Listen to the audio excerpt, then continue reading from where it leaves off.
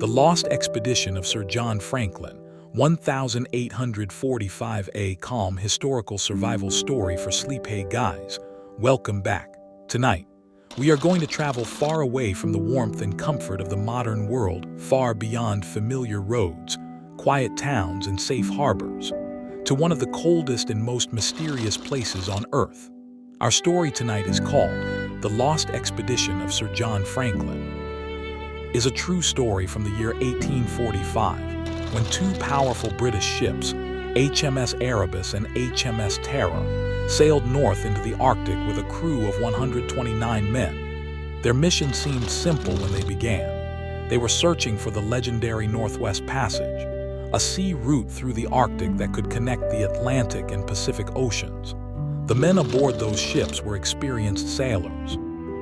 They carried food, clothing, scientific instruments, maps, weapons, and supplies that were expected to help them survive in one of the harshest environments on Earth.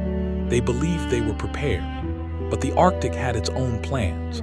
As the ships slowly disappeared into the endless northern horizon, no one standing on the shores of England could have imagined what was waiting for them beneath the pale Arctic sky. The ships would become trapped in ice. The men would spend long months surrounded by frozen water. The darkness of winter would settle over them, and eventually the expedition would vanish. For more than a century, people would wonder what had happened to Sir John Franklin and his men. Tonight, we are going to follow their journey slowly, quietly, and carefully. There will be no rush, so if you are listening in bed, perhaps allow yourself to become comfortable. Let the room around you grow quiet. And as we travel back to the year 1845, imagine the gentle sound of cold ocean water moving against the wooden hull of a ship, the distant creaking of ropes, the soft footsteps of sailors walking across the deck, and above them, an enormous Arctic sky stretching endlessly into the darkness. This is the story of the Franklin expedition, a journey that began with hope and ended as one of the greatest mysteries in the history of exploration. So, relax and take a slow breath, and let us begin. The journey had begun with confidence, but confidence in the Arctic was never enough. As the ships moved farther north, the familiar world slowly disappeared behind them. The air became colder, the days became quieter, and the ocean, once open and dark beneath the sunlight, began to change. Small pieces of ice appeared first. They drifted gently across the surface, turning slowly in the water. For a sailor who had spent years at sea, these first pieces of ice were not necessarily frightening. They were simply signs that the expedition was approaching the world it had come to explore. The men aboard Erebus and Terror had been trained for difficult conditions. Their ships had been reinforced.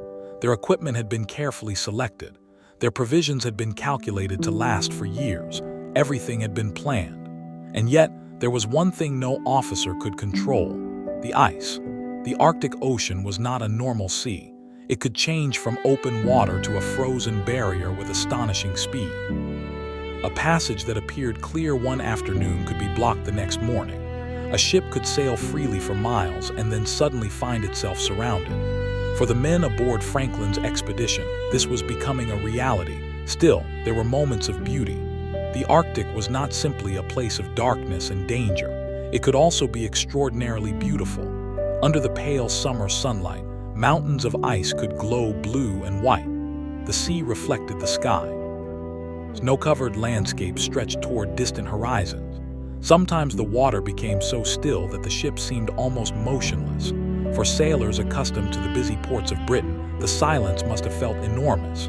There were no crowded streets, no bells, no voices from distant houses, no smoke rising from factories, only wind, water, ice, and sky, and the occasional sound of a ship moving slowly through the frozen sea.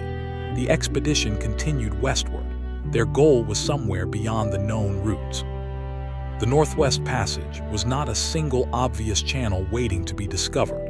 It was a complicated collection of waterways running through the Canadian Arctic archipelago.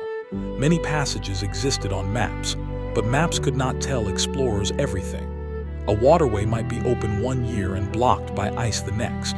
A narrow channel could become impossible to navigate. An apparently promising route might lead to a dead end. This was why the expedition mattered so much. If Franklin could successfully navigate through the Arctic and establish a practical route, it would become one of the great achievements of 19th century exploration. The men were not simply sailing toward a destination. They were sailing toward a blank space in the world's understanding. But eventually, that blank space began to close around them. By September 1845, the expedition had reached the region of Beechy Island. Winter was approaching. The temperature dropped steadily. The sunlight weakened. And the ice began to form. The ships could no longer move freely. Erebus and Terror were trapped. At first, being trapped may not have seemed disastrous. The officers knew that Arctic expeditions often required wintering in the north. The men had supplies, they had shelter, they had food, they had books, they had each other. Most importantly, they had their ships, so they settled into the long Arctic winter. Imagine the scene: 2 ships resting in frozen water, the decks covered with snow, the ropes stiff with cold, the wooden structures surrounded by white ice. Inside, lamps burned softly. Men sat together in the warmth. Some repaired clothing, some wrote letters, some read, others simply talked. Outside, the Arctic night slowly became deeper. And then the sun disappeared. For those living far to the north, winter darkness was unlike an ordinary night. It was not simply a few hours of darkness before morning. The sun could remain below the horizon for weeks. The world became a place of shadows and faint light. The men adapted. They had to. Human beings are remarkably capable of adjusting to difficult circumstances. They created routines. Meals were eaten at regular times. Work continued. The officers maintained records. The sailors kept themselves occupied. And perhaps for a while they believed that spring would solve everything. When the sun eventually returned, the ice would break. The ships would move again. The expedition would continue. And one day they would sail home. That was the expectation. But the Arctic did not always follow the expectations of men. The winter passed slowly. Then, in the spring of 1846, the landscape began to brighten. The sun returned. The darkness receded. Snow began to soften. For a short time, the world seemed to be waking again. The crew prepared for movement. The expedition had survived its first winter. That alone was an accomplishment. But their journey was far from over. The ships eventually left their winter position and continued through the Arctic waterways. They were still searching for a route west. The men could not have known that they were moving closer to the final chapter of their expedition. They reached King William Island. There, the Arctic became even more unforgiving. The channels around the island were difficult. Ice conditions were unpredictable. And as summer ended, the sea began to freeze again. Once more, the ships were trapped. This time, however, the situation was different. They had already spent a winter in the Arctic. They had already consumed a significant amount of their supplies. And now they faced another winter. One winter could be endured. 2 winters were much harder. The men were still disciplined. They still followed routines. But time was becoming their enemy.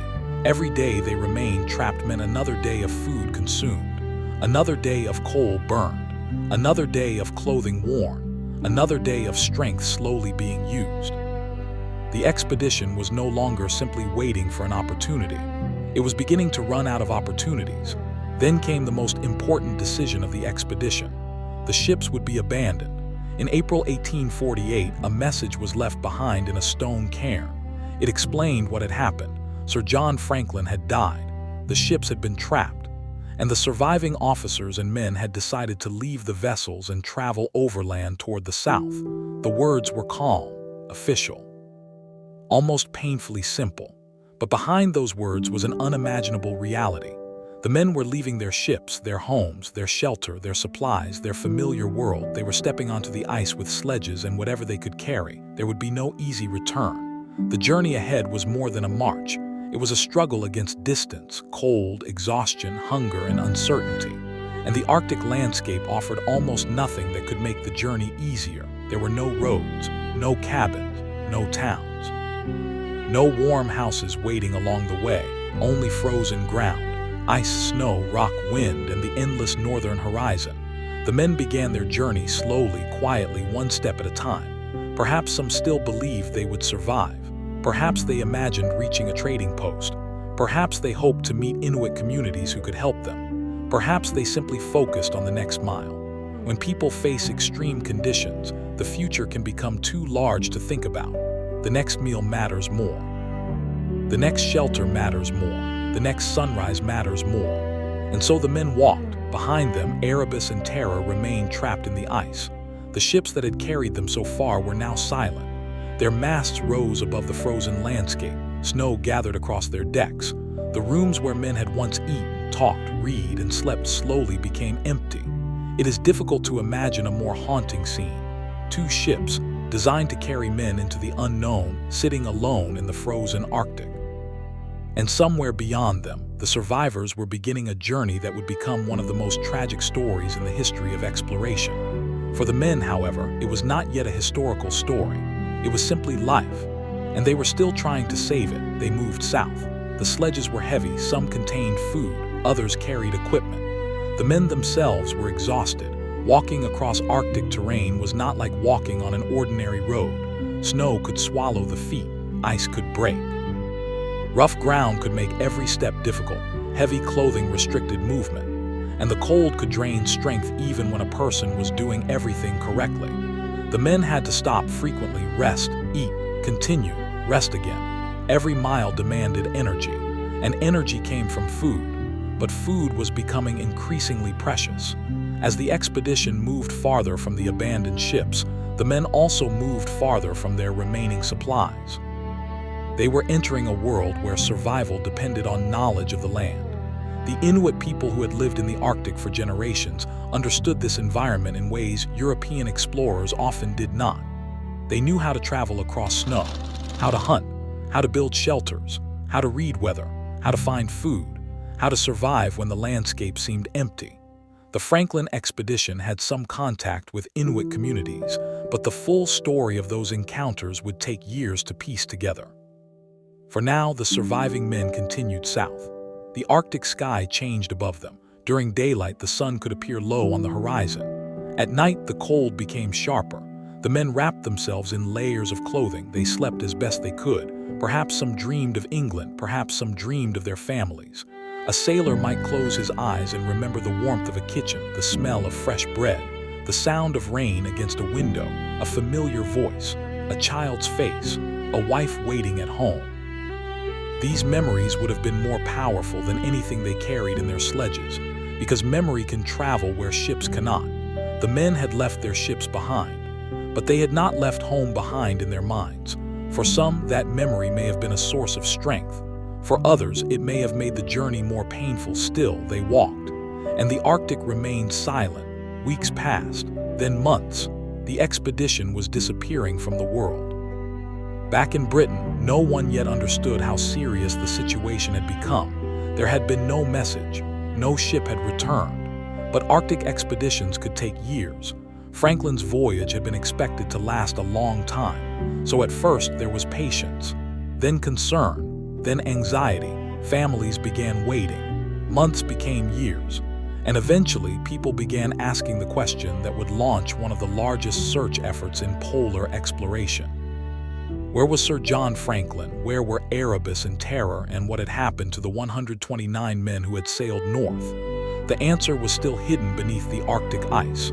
For the men themselves, there was no time to think about history. There was only survival. They continued south. Their numbers were declining. Their strength was fading. And the distance between them and safety remained enormous. The expedition had begun with 2 strong ships, a carefully prepared crew, and the confidence of the British Empire. Now, its survivors were moving across the frozen landscape with sledges. The contrast was almost impossible to comprehend, and yet they kept going. Because as long as a man could place one foot in front of the other, there was still the possibility of reaching somewhere safe, somewhere warm, somewhere alive. But the Arctic had one final lesson waiting for them. Hope could survive for a very long time, sometimes longer than the human body could. And as the men disappeared farther into the white wilderness, the world behind them slowly began to realize that the Franklin expedition was no longer simply missing. It was lost. For the men who remained, the journey south was becoming a battle measured not in miles, but in strength. Every morning began with the same quiet question: could they continue? There were no easy answers. The Arctic did not offer them a road. It offered only distance, The men moved across rough ground, dragging sledges behind them. Every object had to justify its weight. Food was necessary, clothing was necessary, tools were necessary, navigation equipment was necessary, but every extra pound made the journey harder. A man could carry only so much. And so, little by little, the expedition had to leave pieces of its former life behind. Equipment, personal belongings, objects that had once seemed important. Things brought from England that had crossed an ocean now became burdens that could no longer be carried. It must have been a strange feeling, to look at something familiar and realize that you could not take it with you, perhaps a book, perhaps an instrument, perhaps a piece of clothing, perhaps a small personal possession that reminded someone of home. The Arctic forced difficult choices. The men had to choose between the past and the possibility of survival. And slowly, the past was left behind in the snow. The journey continued. The landscape around King William Island was vast and unforgiving. There were no trees, no fields, no green valleys, only rock, snow, ice, and distant mountains. The horizon often appeared almost perfectly empty. In such a landscape, distance could become deceptive. A mountain might appear close but take hours to reach. A shoreline might seem only a short walk away and then reveal itself to be many miles distant. The men had to navigate carefully. They relied on instruments, observations, and knowledge passed down through their training. But equipment could fail, weather could change, and exhaustion could make even simple decisions difficult. The expedition had entered a stage where every mistake mattered. The men were also facing something that could not be solved by discipline alone: hunger. A human body can endure cold for a surprisingly long time if it has enough energy. But without food, the body begins to consume itself. Strength disappears, movement slows. Concentration becomes difficult. The cold feels colder, the journey becomes harder, and the harder the journey becomes, the more energy is required. It is a cruel circle. The men needed food to walk, but walking consumed the food they had. And the Arctic offered very little easy food in return. They had carried provisions with them, but those provisions were not endless. The farther they traveled, the more uncertain their future became. Somewhere behind them were the abandoned ships. Somewhere ahead lay the possibility of help. Between those 2 points was an enormous frozen wilderness. The men walked through it, one day at a time, 1 mile at a time, one breath at a time. And eventually the Arctic began to reveal another danger: the weather. Cold itself was not always the greatest threat. It was the combination of cold, wind, hunger, exhaustion, and exposure. A calm day could become dangerous if the wind increased. Snow could hide the ground. Visibility could disappear. A person could become lost only a short distance from his companions. In ordinary circumstances, getting lost might be an inconvenience. In the Arctic, it could be fatal. The men had to remain together, they had to protect one another, and they had to keep moving. But as time passed, maintaining that discipline became increasingly difficult. Some men became too weak to continue. Others became sick. The exact details of the final months remain uncertain. This uncertainty has allowed the Franklin expedition to remain one of history's great mysteries. We have fragments, we have written records, we have archaeological discoveries, we have Inuit oral histories, we have human remains, we have artifacts, but we do not have a complete account. The Arctic preserved pieces of the story while hiding the rest. And perhaps that is why the expedition still feels so haunting. We can see the beginning clearly. We can see the ships leaving England. We can imagine the men standing on deck. We can see the confidence, the uniforms, the flags, the equipment, the excitement. But toward the end, the picture becomes blurred. We see scattered objects, abandoned camps, bones, cairns, fragments of evidence, and an enormous landscape that seems to have swallowed everything else. Back in Britain, the silence was becoming impossible to ignore. Families wanted answers. The government wanted answers. The Royal Navy wanted answers. Search expeditions began to be discussed. At first, perhaps there was still hope that Franklin and his men were alive somewhere in the Arctic. Maybe the ships had escaped the ice. Maybe the expedition had reached the Pacific. Maybe they were waiting at some distant location. But each passing year made those possibilities less likely. The British government eventually offered a substantial reward for information about the missing expedition. Ships were sent north. Explorers searched islands, coastlines, and channels. The Arctic became a giant puzzle. Every piece of information mattered. A footprint, a camp, a message, a piece of equipment, a story told by Inuit travelers, anything could provide a clue. The search for Franklin became an expedition of its own. Ships sailed into waters that had never been fully mapped. Men traveled over ice, others searched from the sea. They endured the same cold that had trapped Franklin's expedition. And slowly, the truth began to emerge. The first important discoveries were made at Beechey Island. There, searchers found evidence that the Franklin expedition had spent its first winter. They discovered graves. 3 men had died there. Their names were recorded. John Torrington, John Hartnell, William Brain. The graves were carefully made. The bodies were buried in the frozen ground. For the searchers, these graves were both an answer and a warning. They proved that the expedition had suffered deaths very early in the journey. But they also proved that the men had been there. They had lived. They had worked. They had buried their companions, and then they had continued. The searchers kept moving. The mystery deepened. Eventually, they found the most important document of the entire expedition. It was a written note placed inside a stone cairn. The document had originally been left in 1847 at that time. It contained an optimistic message. The ships were trapped, but the expedition was still alive. The men expected to continue. Later, however, the document was modified. A second message was added. It revealed that the ships had been abandoned. Sir John Franklin had died, and the surviving men were heading south. The handwriting was calm. The language was formal, but the meaning was devastating. The expedition had collapsed. The ships were gone. The leader was dead, and the remaining men were walking away from their only secure shelter. The searchers now knew the general direction of the survivors, but knowing where they had gone did not mean knowing what had happened to them. The trail continued south, and there, evidence became increasingly scattered. Camps were found. Human remains appeared. Objects were discovered. Some were ordinary things: spoons, buttons, tools, pieces of clothing. Others were more haunting: personal possessions belonging to men who had died far from home. Imagine finding such an object in an empty Arctic landscape. A small metal item, a piece of equipment, something that had once been held by a living person. Perhaps that person had carried it for years. Perhaps it had been packed carefully before the expedition. Perhaps it had been a gift from someone at home, and now it lay alone in the snow. The searchers were reconstructing a human story from fragments. They were learning that the survivors had struggled enormously.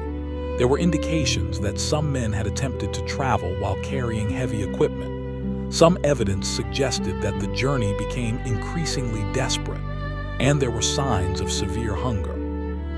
The expedition had entered a stage where survival had become nearly impossible. Still, the men had continued. That determination is one of the most powerful parts of the story. Even when the chances were shrinking, they walked. They did not simply disappear. They tried to escape. They tried to reach safety. They tried to survive. And for the men traveling behind them, every discovery became a message from the past. The searchers were walking through the final days of another expedition. The Arctic had preserved the evidence, but it had not preserved the voices. No one could ask the men what they had felt. No one could hear their final conversations. No one could know exactly what they said when they realized the journey was failing. That silence remains. Perhaps a man looked toward the horizon and imagined home. Perhaps another helped a weaker companion. Perhaps someone simply stared at the ice and waited for morning. History cannot tell us every thought, but it can show us the circumstances.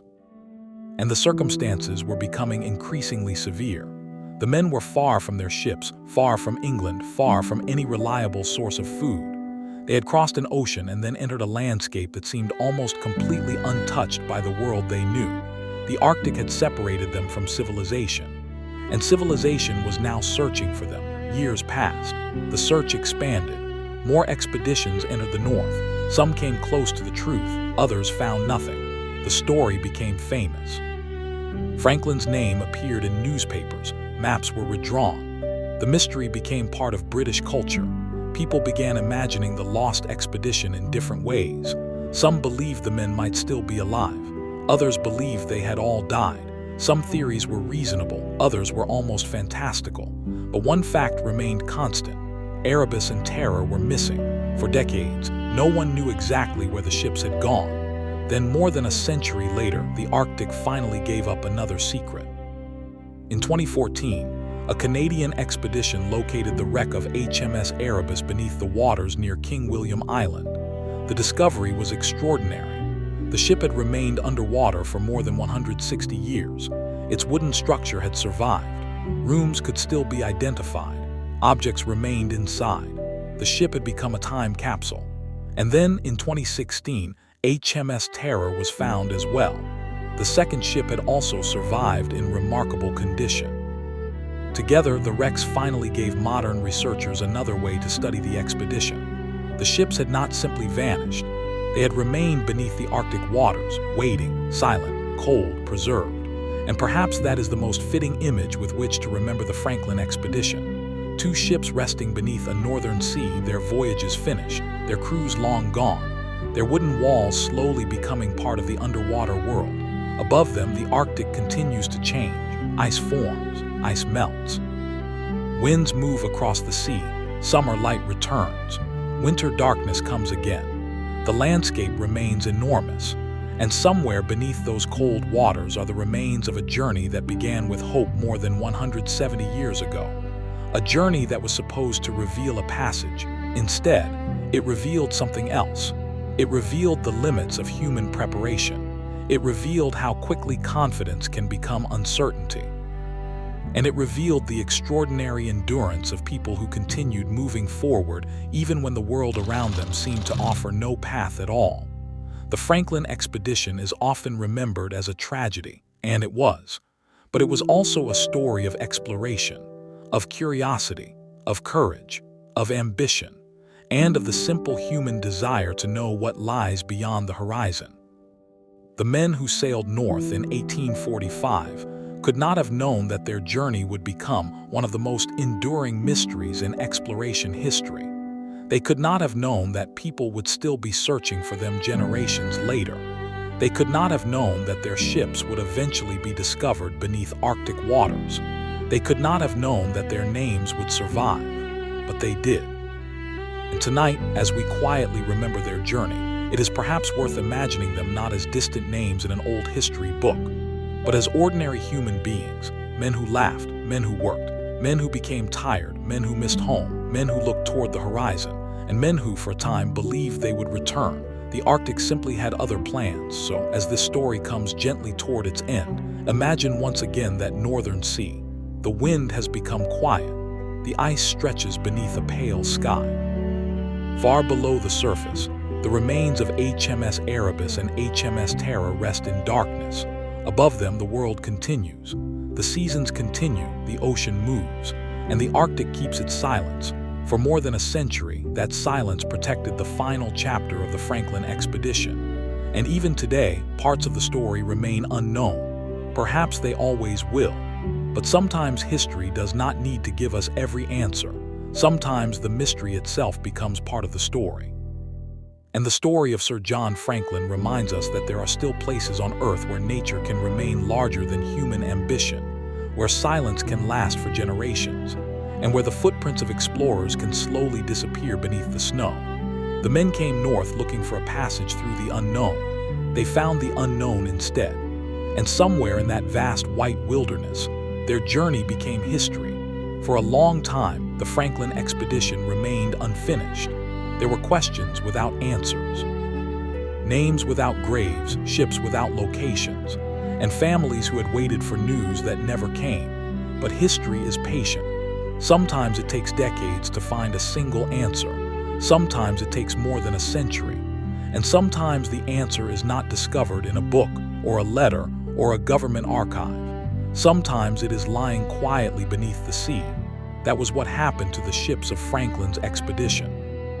When HMS Erebus was discovered in 2014, the world received a remarkable glimpse into the final chapter of the voyage. The wreck rested underwater, preserved by the cold Arctic environment. Its wooden hull had survived. Its rooms remained recognizable. Objects that had once belonged to sailors were still there. A ship that had disappeared in the 19th century had suddenly become visible again. And 2 years later, HMS Terror was found. The discovery was almost poetic. For generations, people had wondered where the two ships had gone. Now they rested together within the Arctic world that had claimed them. They were no longer simply missing ships, they were archaeological evidence. They were pieces of a story that had waited patiently beneath the water. And perhaps the most remarkable thing about the wrecks was how peaceful they looked. There was no dramatic movement, no sound, no crew, no voices, just the remains of two ships resting in cold, dark water. The expedition had ended long ago, but the story had not. Researchers continued studying the wrecks, artifacts were recovered, maps were examined, historical documents were compared, Inuit oral histories were given greater attention. And slowly the story became clearer, not completely clear, never completely clear, but clearer. The Franklin expedition had not simply vanished without a trace. The Arctic had preserved traces everywhere. They were scattered across islands, beaches, shorelines, and beneath the sea.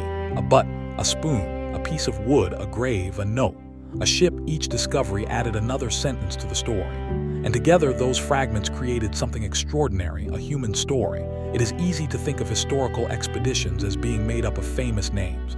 Sir John Franklin, Francis Crozier, James Fitzjames. But behind those names were dozens of other men, sailors, engineers, officers, stokers, cooks, stewards. Men whose names may never become widely known. They had families, they had friends, they had lives before the expedition. Some had probably imagined returning to Britain and telling stories about the Arctic. Perhaps they imagined describing enormous icebergs. Perhaps they imagined speaking about strange northern landscapes. Perhaps they expected to come home with stories of success. Instead, their names became part of one of the greatest mysteries of exploration. And yet, their lives were more than the way they died. They were people who had lived before the final journey. They had worked. They had loved. They had laughed. They had made plans. The Arctic did not erase those lives. It simply became the place where those lives ended. Today, when we look at photographs of the wrecks of Erebus and Terror, it is tempting to imagine that the ships are telling us everything. But ships cannot speak. Wood cannot explain fear. Metal cannot describe hunger. A compass cannot tell us what a sailor thought when he realized that home was impossibly far away. Those details remain hidden. Perhaps that is why the Franklin expedition continues to capture the imagination. There is enough evidence to understand the broad outline, but there is still enough mystery to make us wonder. What happened during those final weeks? What conversations took place? How did the men encourage one another? What did they believe would happen? Did they still expect rescue? Did they still believe they could reach safety? Did they think about England? Did they talk about their families? We may never know. And perhaps that uncertainty is part of the quiet beauty of the story, because history is not always a complete record. Sometimes history is a collection of footprints, and if we are patient, we can follow them. The Franklin expedition left footprints across the Arctic. They led from England to Greenland, from Greenland toward the Canadian Arctic, from the ships to the ice, from the ice to the land, and finally toward silence. The men had gone looking for a passage, but their journey became a passage of another kind, a passage through time. For more than 160 years, their story traveled from one generation to another. Parents told children, historians studied documents, explorers searched the ice. Archaeologists examined artifacts, and eventually the lost ships were found. The story had returned, not in the way anyone in 1845 would have imagined, but it had returned. There is something deeply humbling about that. The men of the expedition lived in a world without satellites, without GPS, without radio communication, without modern weather forecasting. Their maps were incomplete. Their knowledge of the Arctic was limited, yet they were willing to sail into the unknown. Today, we can cross oceans in hours. We can look at satellite images of almost any place on Earth. We can communicate across continents instantly. And still, there are moments when nature reminds us that human technology has limits. The Arctic is one of those places. It remains vast, it remains powerful, and it remains capable of changing faster than people can predict. Perhaps that is the final lesson of the Franklin expedition. Exploration is not simply about reaching a destination. It is also about understanding how little we truly know. The expedition began with confidence, It ended in uncertainty. But the courage of the men who made the journey should not be forgotten. They sailed into a world they did not fully understand. They endured freezing temperatures. They endured isolation. They endured years of uncertainty. And when their ships could no longer carry them, they continued on foot. Their story is tragic, but it is also profoundly human. And now, more than a century and a half later, we can finally allow the story to become quiet. Imagine the Arctic again. The sun is low. The sea is dark. Thin sheets of ice move gently across the water. There is no sound of engines, no footsteps on the deck, no voices calling across the ship. Only the soft movement of water. Somewhere beneath that water lies Erebus. Nearby, Terror rests in silence. Their journeys are over. Their crews are gone. But the ships remain. They have become part of the landscape they once traveled through. And perhaps in a strange way, they have finally found the peace that their crews could not. No more searching, no more waiting, no more struggling against the ice, only stillness. The same stillness that surrounded them when they first became trapped. The same Arctic sky that watched them leave their ship still passes overhead.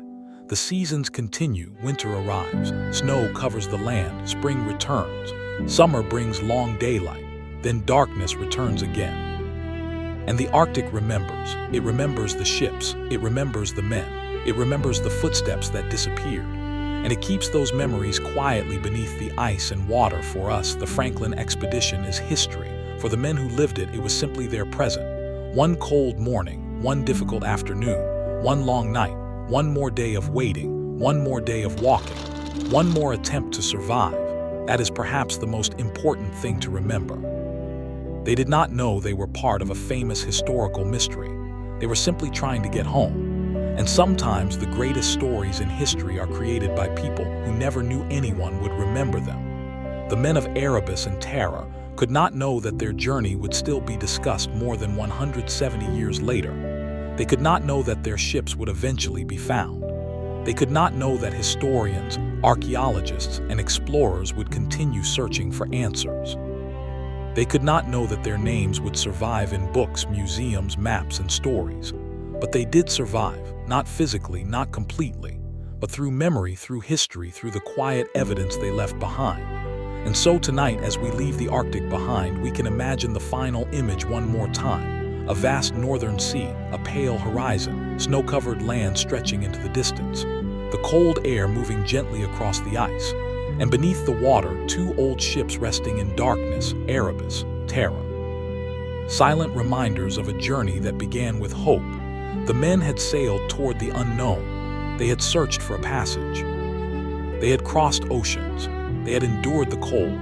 And eventually, the Arctic became their final home. Their story reminds us that even the most carefully prepared journey can take an unexpected turn. It reminds us that nature does not always bend to human ambition.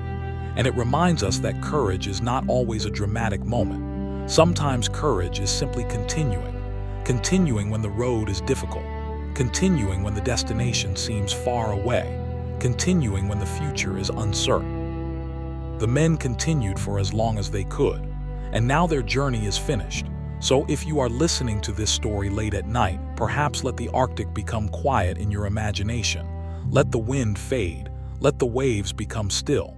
Let the distant ice disappear into darkness. There is nothing left to chase, nothing left to fear. The ships have been found, the names have been remembered, and the story can finally rest. Good night. And wherever you are tonight, may your own journey be warmer, safer, and much more peaceful than the journey of Sir John Franklin and the men who sailed with him. The Arctic is quiet now, and the story is over. The quiet aftermath long after the last men of the Franklin expedition had disappeared into the Arctic. The search continued. For the people waiting in Britain, the silence was difficult to understand. In the 19th century, an expedition could disappear for a long time without immediately being considered lost.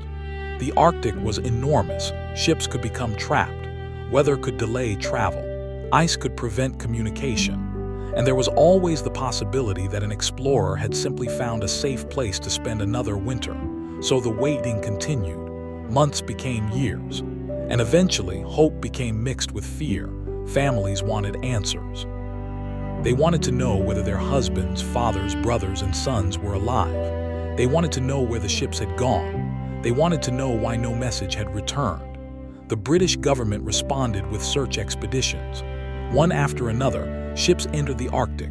Some approached from the east, others came from the west. Men traveled by ship, by boat, and across the ice. The search itself became one of the great chapters of Arctic exploration.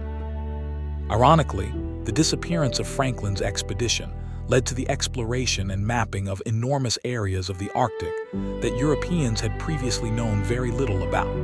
The mystery had created another generation of explorers. One of the most important figures in the search was Sir John Richardson, who helped organize early efforts to discover what had happened. Other explorers followed. Among them was John Rae. Rae was different from many of the officers who searched for Franklin. He spent considerable time traveling with Inuit communities and learning from their knowledge of the Arctic. This became extremely important. The Inuit knew the land. They knew the seasons. They understood how ice moved. They knew where animals could be found. And they had observed things that European search parties had not seen. In 1854, Rae returned with information gathered from Inuit witnesses. They had seen evidence of the Franklin expedition's final journey. They reported seeing groups of starving Europeans traveling south. They described abandoned equipment, they described bodies, and they provided information about the fate of the expedition that European searchers had been unable to discover on their own. The news was devastating, but it was also valuable. For the first time, a clearer picture was beginning to emerge. The expedition had not simply vanished. The men had left their ships. They had attempted to travel south, and they had suffered terribly. The reports also included information that shocked Victorian Britain. There were indications of cannibalism among the starving survivors. The claim was controversial. Some people refused to believe it. Charles Dickens, among others, strongly criticized the suggestion. It was difficult for Victorian society to accept that British sailors could have reached such a desperate condition. But modern archaeological and forensic evidence has supported the possibility that some survivors resorted to cannibalism during the final stages of the expedition. It is an uncomfortable part of the story, but it also shows just how extreme the circumstances had become. These were not men behaving under ordinary conditions. They were starving in one of the most hostile environments on Earth. Their bodies were failing, their supplies were limited, and rescue was nowhere near. The human instinct to survive can become powerful when every other option disappears. The Arctic had pushed the expedition to the absolute edge of endurance. Still, the mystery was not completely solved. The locations of the ships remained unknown. For decades, explorers continued searching. Maps improved, technology improved, but the Arctic remained difficult. Ice covered enormous areas, waterways shifted, weather remained unpredictable. And the wrecks lay somewhere beneath a landscape that was difficult to explore even in modern times. Then came the 20th century, and eventually, the 21st. Technology had changed almost everything. Researchers could now use sonar. Modern ships could navigate more precisely. Satellite imagery could reveal features that 19th century explorers could never have seen. And underwater archaeology had become an advanced science. The search for Franklin was no longer based only on clues found on the surface. Researchers could look beneath the water. In 2014, the search finally succeeded. HMS Erebus was discovered. The wreck was lying beneath the cold waters of the Arctic. After more than 160 years, one of the lost ships had been found. The discovery was extraordinary. The ship was surprisingly well preserved. The cold water had protected much of its structure. Rooms could still be identified. Objects remained inside. The ship had become a kind of frozen historical archive. Researchers could now enter a physical place that had been abandoned in the 19th century. They could examine the ship itself. They could study its construction. They could recover artifacts. And perhaps most importantly, they could finally place one of the expedition's final locations on the map. Then, in 2016, the second ship was found, HMS Terror. The name itself had become famous. For generations, people had wondered where Terror had gone. Now it rested quietly beneath the water. The discovery of Terror was another remarkable moment. The two ships of Franklin's expedition had finally been found. The mystery that had lasted for generations suddenly had physical evidence. Yet even after the wrecks were discovered, questions remained. Why had the ships been abandoned where they were? Why did the expedition's final journey take the path it did? What happened to individual members of the crew? How many survived after leaving the ships? Where did they die? How did they spend their final days? Some answers may eventually be discovered. Others may remain unknown forever. And perhaps that is appropriate, because the Franklin expedition has always existed partly in the space between fact and mystery. We know enough to understand the tragedy, but not enough to erase the questions. The wrecks themselves are quiet. They do not reveal everything. They simply wait underwater, cold, dark, patient, much like the Arctic landscape above them. There is something strangely peaceful about that final image. Two ships that once carried men across the ocean now rest beneath Arctic water. The sailors who once walked their decks are gone. The voices have disappeared. The lamps have gone dark. The engines have stopped. The sails are no longer raised. The ships have become part of history, and the Arctic continues around them. For a sleep story, perhaps this is where we can leave the expedition. Not with the moment of death, not with the fear, not with the unanswered questions, but with stillness. Because after all the years of searching, the Franklin expedition has finally come to rest. The ships have been located, the names have been preserved, the evidence has been studied, and the men have not been forgotten. Their story now belongs to history. A story that began on the River Thames in 1845, a story that crossed the Atlantic, a story that entered the Arctic, a story that disappeared into the ice, and a story that, more than a century later, slowly emerged again. Perhaps somewhere in that immense northern landscape, the memory of the expedition feels very small. The Arctic is much older than the ships, older than the British Empire, older than the maps carried by Franklin's officers, older than the nations that claim to understand it. The ice comes and goes. The seasons turn, the ocean moves, and the land remains. Human beings arrive, human beings leave, but the landscape continues. That may be the quietest lesson of all. We travel through the world believing that our journeys are enormous, and they are to us. But the earth is patient, it watches, it remembers. And sometimes it keeps our stories hidden until another generation is ready to find them. The Franklin expedition waited more than 160 years to be reunited with the modern world. Now the ships rest under protected waters. Researchers continue to study them. Archaeologists continue to recover artifacts. Historians continue to examine documents. And the story continues to grow. But the men themselves remain where the Arctic left them, some in graves, some beneath the soil, some beneath the sea, some lost somewhere across the islands. Their final resting places are scattered across a wilderness that still feels almost impossibly large. And perhaps when we think about them tonight, we do not need to imagine the cold. We can imagine the beginning, a ship leaving England, a crew standing on deck, the wind moving through the rigging, the water beneath them, a future that seemed open, a world waiting to be explored. For a little while, everything was possible. The men did not know what was coming, and perhaps that is true of every journey.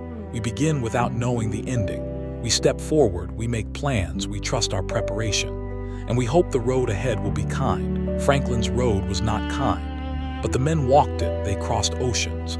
They entered the unknown. They endured conditions that are difficult for us to imagine. And even though they did not return, their journey changed the history of Arctic exploration forever.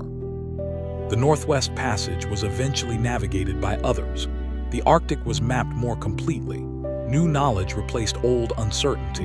And the mystery of Franklin became part of a much larger human story. The desire to explore, the desire to understand, the desire to go farther, even when the destination is uncertain, even when the journey is dangerous, even when the world seems impossibly large. Tonight, as we close this chapter, the Arctic can become quiet once again. The snow falls softly. The horizon disappears into darkness. The water beneath the ice becomes still. And somewhere far to the north, two old ships remain silent beneath the sea. Erebus, Terror, names that once represented exploration, names that later represented mystery. And now, names that represent remembrance. The expedition is over. The search is over. The ships have been found. The story has been told. And the Arctic can finally be quiet. So let the image fade slowly. Let the distant horizon disappear. Let the cold wind soften until it becomes nothing more than a faint whisper. And remember the men not only for the tragedy that followed them, but for the courage that carried them north. They went looking for a passage. They found a mystery. And more than a century later, their story found its way back to us. Good night. The Arctic is quiet. The ships are resting. And the long journey of Sir John Franklin has finally come to an end. The story that refused to disappear there is something unusual about the Franklin expedition. Most historical journeys eventually become simple: a beginning, a middle, an ending, a few dates, a few names, and then the story becomes quiet. But Franklin's expedition never became simple. It remained unfinished for generations. Every new discovery seemed to answer one question while creating another. A grave was found. A message was discovered. A piece of equipment appeared. A survivor's trail was reconstructed, and still, something remained hidden. That quality made the expedition different from almost any other 19th century voyage. It became more than an exploration story. It became a story about memory, about waiting, about uncertainty, and about the way history can survive even when almost all physical evidence disappears. The people who searched for Franklin were not only searching for a man, they were searching for an explanation. Families wanted to understand what had happened to their loved ones. The British government wanted to know what had happened to an expensive naval expedition. Explorers wanted to solve one of the greatest geographical mysteries of their age. And ordinary people wanted to know the ending of a story that had begun with such confidence. But there was another group whose knowledge became increasingly important: the Inuit. For generations, Inuit communities had lived across the Arctic. They knew the land in ways that European explorers could not easily understand. They knew where animals traveled. They knew how sea ice behaved. They knew how to construct shelters. They knew how to travel in winter. They understood the importance of reading the landscape. A small change in snow could mean something. A crack in the ice could mean danger. A particular formation of land could indicate a route. The Arctic was not empty to them. It was a homeland, a living environment filled with information. This difference in perspective mattered. European explorers often looked at the Arctic as an unknown wilderness waiting to be mapped. The Inuit understood it as a familiar world with its own patterns. That knowledge helped preserve important parts of the Franklin story. Inuit witnesses had seen members of the expedition. They had encountered abandoned equipment. They had observed signs of the men's movements. Their testimony became one of the most important sources of information about what happened after the ships were abandoned. For a long time, however, European society did not always give those accounts the respect they deserved. That has changed. Modern researchers recognize that Inuit knowledge is essential to understanding Arctic history. The search for Franklin was not solved by European technology alone. It was solved through a combination of historical documents, archaeological evidence, scientific research, and indigenous knowledge. That is an important part of the story, because history is rarely created from one source. Sometimes the truth is spread across many voices, and sometimes the people who know the landscape best are the people who have lived there for generations. The discovery of the wrecks provided another remarkable chapter. When Erebus was found beneath the water, researchers could finally study the physical remains of the expedition. The ship itself became evidence. Its structure could reveal how it had been preserved. Its objects could reveal what the crew had carried. Its location could provide clues about the expedition's movements. And the discovery of Terror offered another opportunity. The two ships had survived in astonishing condition. It is difficult to imagine what it must have felt like to see them again after so many years. A ship that had disappeared from the world had suddenly returned, not sailing, not alive, but present, waiting beneath the water. The discovery also changed the emotional meaning of the story. For generations, Erebus and Terror had existed mostly as names. People imagined them, they drew them, they searched for them, they wondered where they had gone. Then suddenly the ships were real again. Wood, metal, cabins, decks. Objects, physical evidence of the people who had once lived aboard them. In a way, the ships became monuments, not monuments built by governments, not statues placed in city squares, but monuments created by time itself. The Arctic had preserved them, and because they survived, the expedition could still be studied. Modern archaeology can sometimes reveal details that written records cannot. A small object can tell us where someone lived. A damaged piece of equipment can suggest how it was used. The position of an artifact can reveal how people move through a space. Even the condition of the ship can provide clues. Researchers can examine wood, metal, food containers, tools, clothing, personal objects. Each one contributes another small piece to the larger picture. The process is slow, careful, patient, very different from the dramatic image of exploration that surrounded Franklin in 1845. The men of the expedition had wanted discovery. Modern researchers want evidence. And evidence takes time. It must be documented, compared, tested, interpreted. Sometimes one discovery changes the understanding of another. Sometimes an old theory must be abandoned. Sometimes a mystery remains a mystery. That is the nature of history. It does not always provide a perfect ending. But perhaps that is what makes the Franklin expedition so compelling. There is still room for imagination, not the kind of imagination that invents facts, but the quiet imagination that allows us to wonder. What was the Arctic like when the ships were trapped? What did the men see? What did they hear? What did the sky look like? How did the silence affect them? What did they talk about during the long winter? What did they dream about? We cannot know. But we can imagine the environment, a ship enclosed by ice, snow collecting on the deck, a faint glow from lamps inside, men gathered in small rooms, the sound of wind outside, the darkness lasting for hours. And beyond the ship, an enormous frozen world. Perhaps someone was writing, perhaps someone was reading, perhaps someone was repairing a glove. Perhaps another man was simply staring through a small window into the darkness. History often focuses on dramatic events, but real life is mostly made of ordinary moments. That is especially true during long expeditions. People eat, they sleep, they work, they talk, they wait, they repeat the same routines. The extraordinary tragedy of Franklin's expedition grew out of thousands of ordinary moments. One meal, one night, one morning, one decision, one change in the weather, one change in the ice. The expedition did not suddenly become a disaster. It slowly became one. That may be the most unsettling part. There was no single moment when someone could point toward the horizon and say, "This is where everything went wrong." Instead, small difficulties accumulated. The ice remained, time passed, supplies decreased, health declined, options became fewer. And eventually, the men were forced to make a decision that would have seemed unimaginable when they left England. They abandoned their ships. Imagine what that moment must have felt like. A ship is more than a machine. For sailors, a ship is home. It protects you from the sea, it stores your food, it contains your clothing, it gives you warmth, it provides a place to sleep. It carries everything you need. Leaving a ship behind in the middle of the Arctic meant leaving behind a piece of civilization. Once the men stepped onto the ice, the world became much larger. The ship could no longer protect them. Their own bodies had to become their shelter. Their clothing had to become their defense. Their remaining food had to become their energy. Their companions had to become their support. The journey had changed completely. They were no longer explorers traveling aboard naval ships. They were survivors walking through the Arctic. And yet, even then, they continued.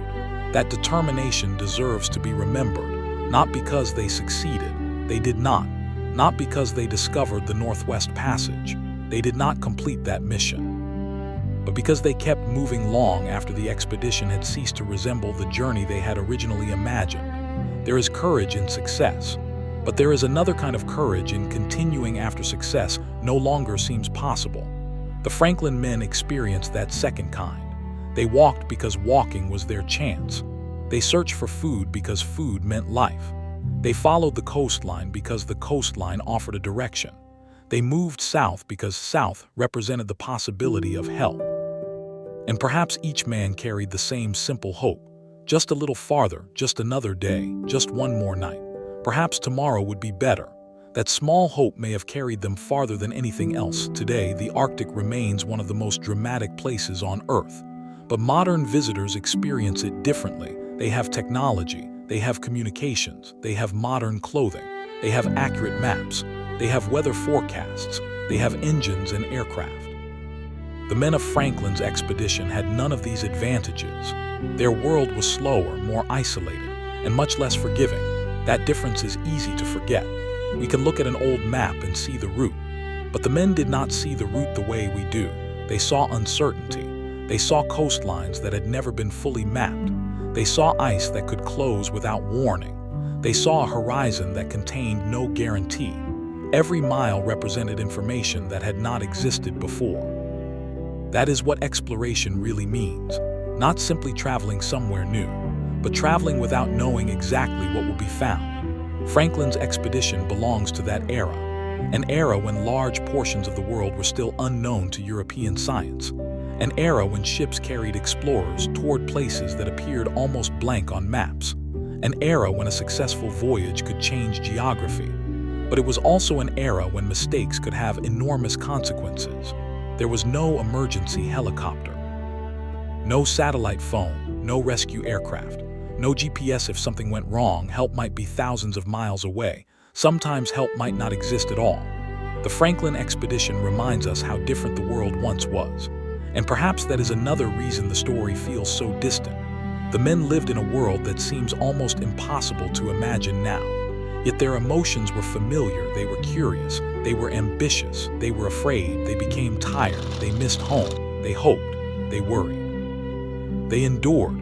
In that way, they were not so different from us. The clothing has changed, the technology has changed, the ships have changed, but the human experience remains recognizable. That is why their story still matters, not because the Arctic was mysterious, not simply because the ships were lost, but because ordinary people were placed in extraordinary circumstances.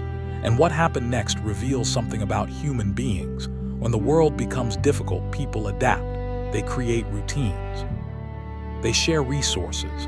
They help one another. They make decisions. They continue. Sometimes they succeed. Sometimes they fail. But they remain human until the very end. And that is how we should remember the men of the Franklin expedition, not simply as explorers who vanished, but as people who lived through a remarkable journey, people whose stories survived them, people whose names were carried across generations, people whose ships eventually returned to the world's attention, and people whose final journey helped reveal one of the most remote regions on Earth.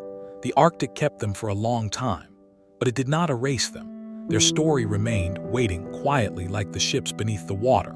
And perhaps that is where we should leave them, not lost anymore, not forgotten, but resting. The Arctic night settles over the sea. The wind moves softly across the ice. The horizon fades. The water becomes dark. Far below the surface, the old wooden ships remain still.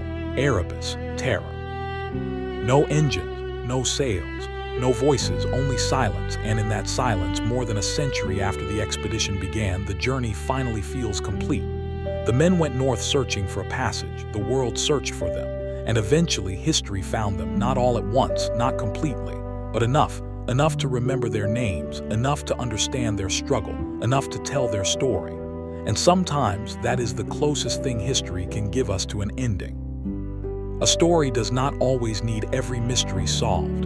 It only needs someone willing to remember. Tonight, we have remembered. And now the Arctic can become quiet again. The snow falls, the sea rests, the ships sleep beneath the water, and the long, cold journey of Sir John Franklin fades gently into the darkness. Good night. The epic journey of Lewis and Clark, a calm historical adventure story for sleepy guys. Welcome back. Tonight, we are going to travel quietly into a world that existed more than 200 years ago. A world before highways crossed the American West, before railroads connected the continent, before cities filled the plains, before modern maps could show every mountain, river, and distant valley. Tonight, we are going back to the early years of the United States, to a time when enormous parts of North America remained unfamiliar to the young nation. Our story is called The Epic Journey of Lewis and Clark. Is the true story of one of the most remarkable journeys in American history. In the year 1803, the United States made an extraordinary purchase. For $15 million, the young nation acquired a vast territory from France. The deal became known as the Louisiana Purchase. It nearly doubled the size of the United States. But there was a problem. Nobody in Washington knew exactly what was out there. The maps were incomplete.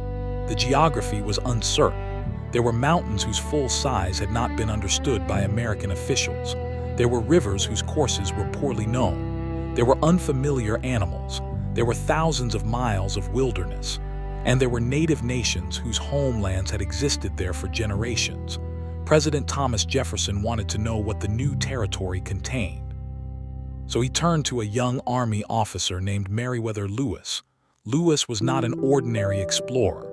He was curious about nature. He was interested in plants, animals, geography, weather, and the natural world.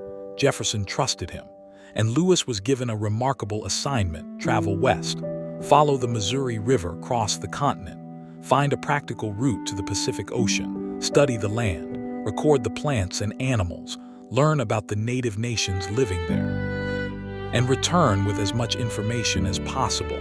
It sounded simple when written on paper, but the journey would become thousands of miles long. Lewis would eventually ask William Clark to join him. Clark was an experienced Army officer and a skilled mapmaker. He understood rivers. He understood navigation. And importantly, he was an excellent leader. Together, Lewis and Clark would command what became known as the Corps of Discovery. The expedition would include soldiers, hunters, boatmen, interpreters, and other companions. Among them would be a young Shoshone woman named Sacagawea, whose presence would become one of the most remembered parts of the journey. There would also be a small black Newfoundland dog named Seaman. And there would be countless moments that no map could predict: storms, floods, raging rivers, steep mountains, cold nights, wild animals, unknown terrain, and long stretches of time when the men would have no idea what waited beyond the next bend. But before the journey could begin, there was a long way to go. So tonight, let us return to the beginning, back to a quiet moment in the early 19th century. Imagine the eastern United States in 1803. There were no skyscrapers, no airplanes, no electric streetlights, no highways. Travel was slow. A journey that takes hours today could take weeks or months. News moved slowly. Maps were often incomplete. The wilderness began much closer to settled communities. Beyond the farms and towns lay forests, rivers, grasslands, and mountains. The United States was still young. The Revolutionary War had ended only a few decades earlier. Many Americans were still thinking about what their new nation could become. The Louisiana Purchase suddenly changed that future. The territory stretched across an enormous part of the continent. But the purchase was, in many ways, a purchase of uncertainty. The government knew it had acquired a huge amount of land. It did not fully know what that land contained. Jefferson wanted information, and he wanted it quickly. Meriwether Lewis was the man chosen to begin the work. Lewis was born in Virginia in 1774. He grew up with an interest in the natural world. As a young man, he joined the Army. He developed skills that would later become extremely valuable. He could observe, he could record, he could navigate. He could handle difficult conditions, and he was comfortable outdoors. But even Lewis could not fully prepare himself for what was coming. The West was not an empty place. This is important to remember. When American officials described the new territory as wilderness, they were describing it from the perspective of the United States government. But native nations had lived across these lands for thousands of years.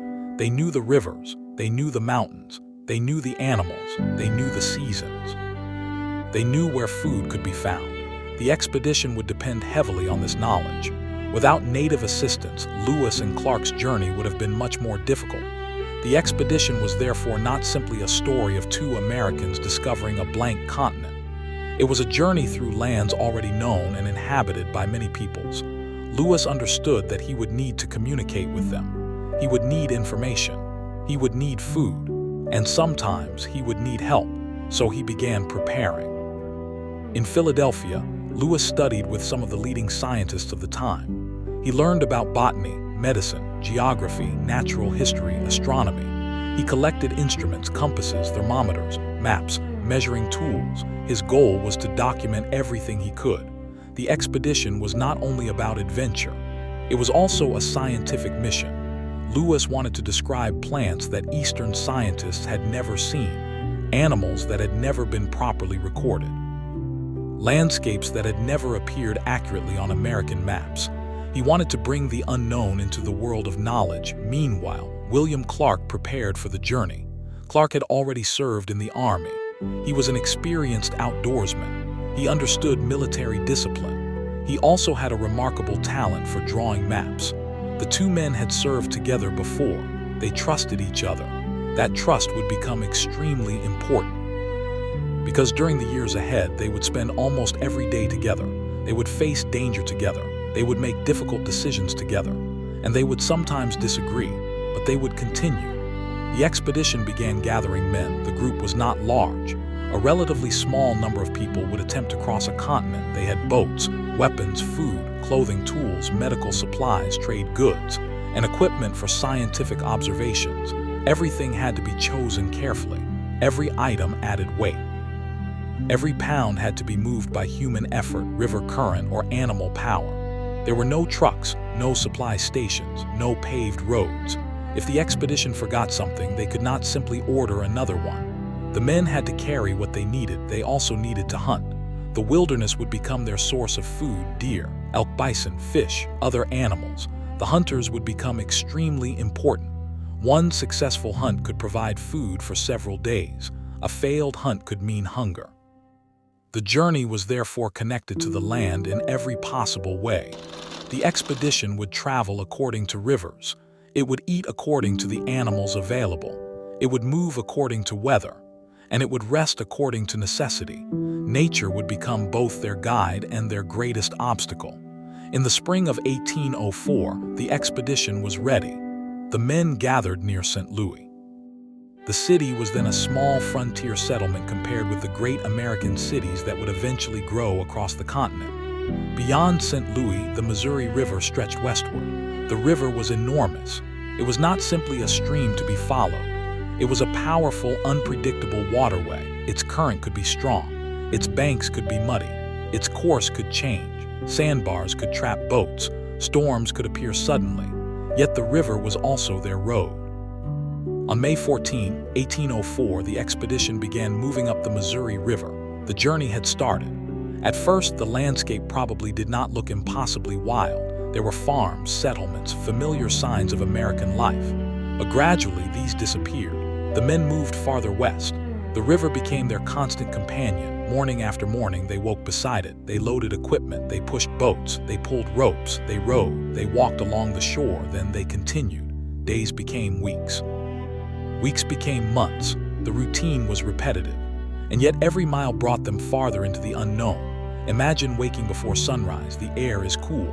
Mist hangs over the river. The camp is quiet. Some men are still asleep. Others begin preparing breakfast. A fire burns softly. Coffee or another warm drink is prepared. Equipment is packed. The boats wait near the water. Then, slowly, the camp begins to move. Voices remain low in the early morning. The river reflects the pale sky. Birds call from the trees. And somewhere ahead, beyond another bend in the Missouri, the land waits. The men push forward. The first major challenge was not the mountains. It was simply the river. The Missouri could be difficult to navigate. Its current was strong. Its channel was unpredictable. Trees could fall into the water. Sandbars could appear where none had been before. The expedition's boats had to be handled carefully. The main vessel was a large keelboat. It carried much of the expedition's supplies. Smaller boats and canoes supported the journey. The men worked constantly. They rowed, they pulled, they pushed. They used poles in shallow water. Sometimes they walked along the bank and hauled the boats upstream with ropes. It was exhausting work. But the men were still close to civilization. They could imagine that help was not too far away. That would change. As the expedition moved farther north and west, the landscape opened. Forests gave way to broad grasslands. The horizon became wider. The sky seemed enormous. Prairies stretched for miles. Bison appeared in large numbers. The men encountered animals they had rarely or never seen before. Lewis recorded observations carefully. He described plants. He described animals. He measured distances. He noted weather conditions, he wrote constantly. His journals would eventually become one of the most valuable records of the expedition. But at this stage, the journey was still relatively peaceful. The men were moving, they were learning, they were adapting, and they were slowly becoming accustomed to life on the frontier. Then they began meeting native nations. These meetings were essential. The expedition needed to communicate. They needed information about the river ahead. They needed to know where food could be found. They needed to understand the geography. And sometimes they needed to establish peaceful relations. The expedition carried gifts for this purpose: metals, clothing, small tools, other objects that could be exchanged. The meetings were not always simple. Different languages made communication difficult.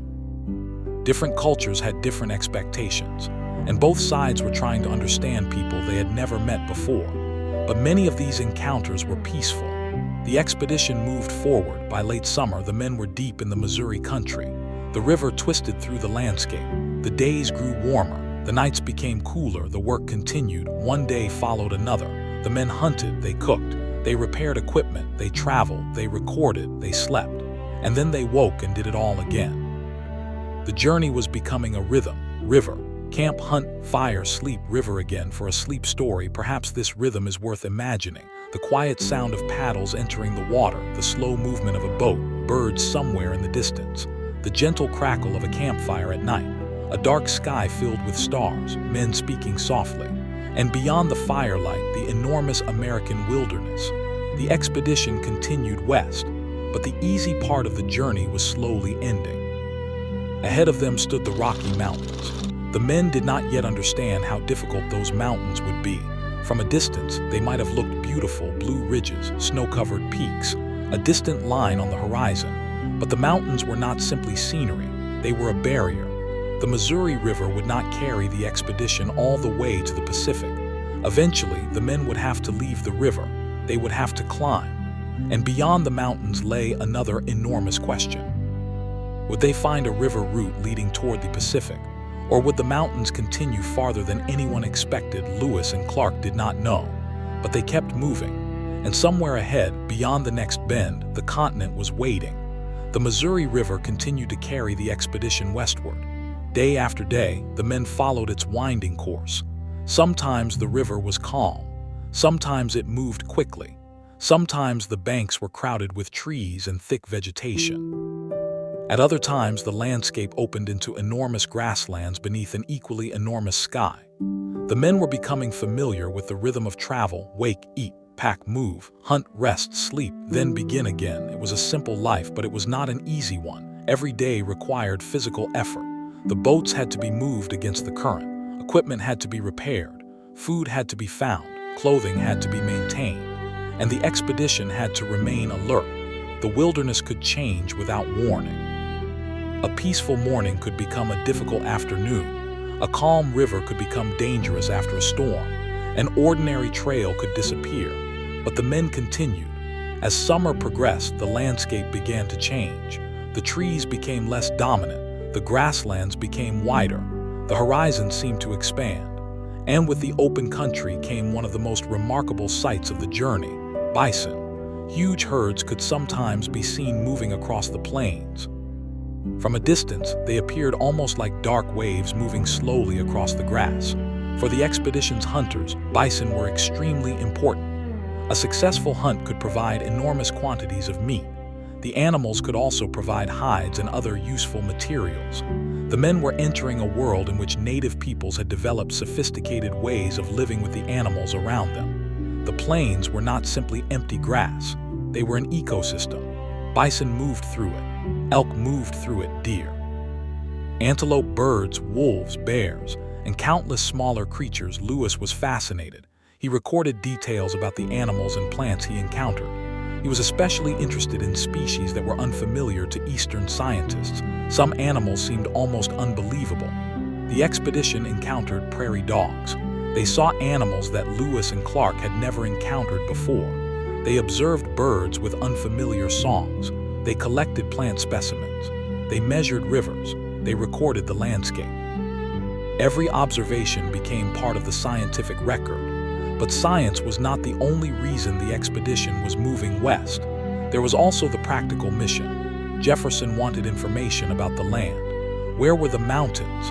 How high were they? Where did the rivers flow? What routes could be used for trade?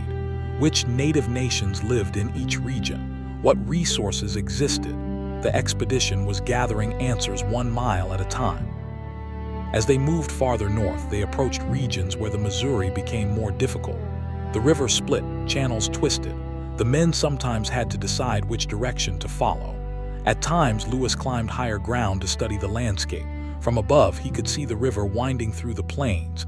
He could also see something in the distance, mountains. At first, they were faint, blue shapes against the horizon. Then they became clearer, the Rocky Mountains. The men had finally reached the Great Barrier of the continent. For some, the sight must have been exciting.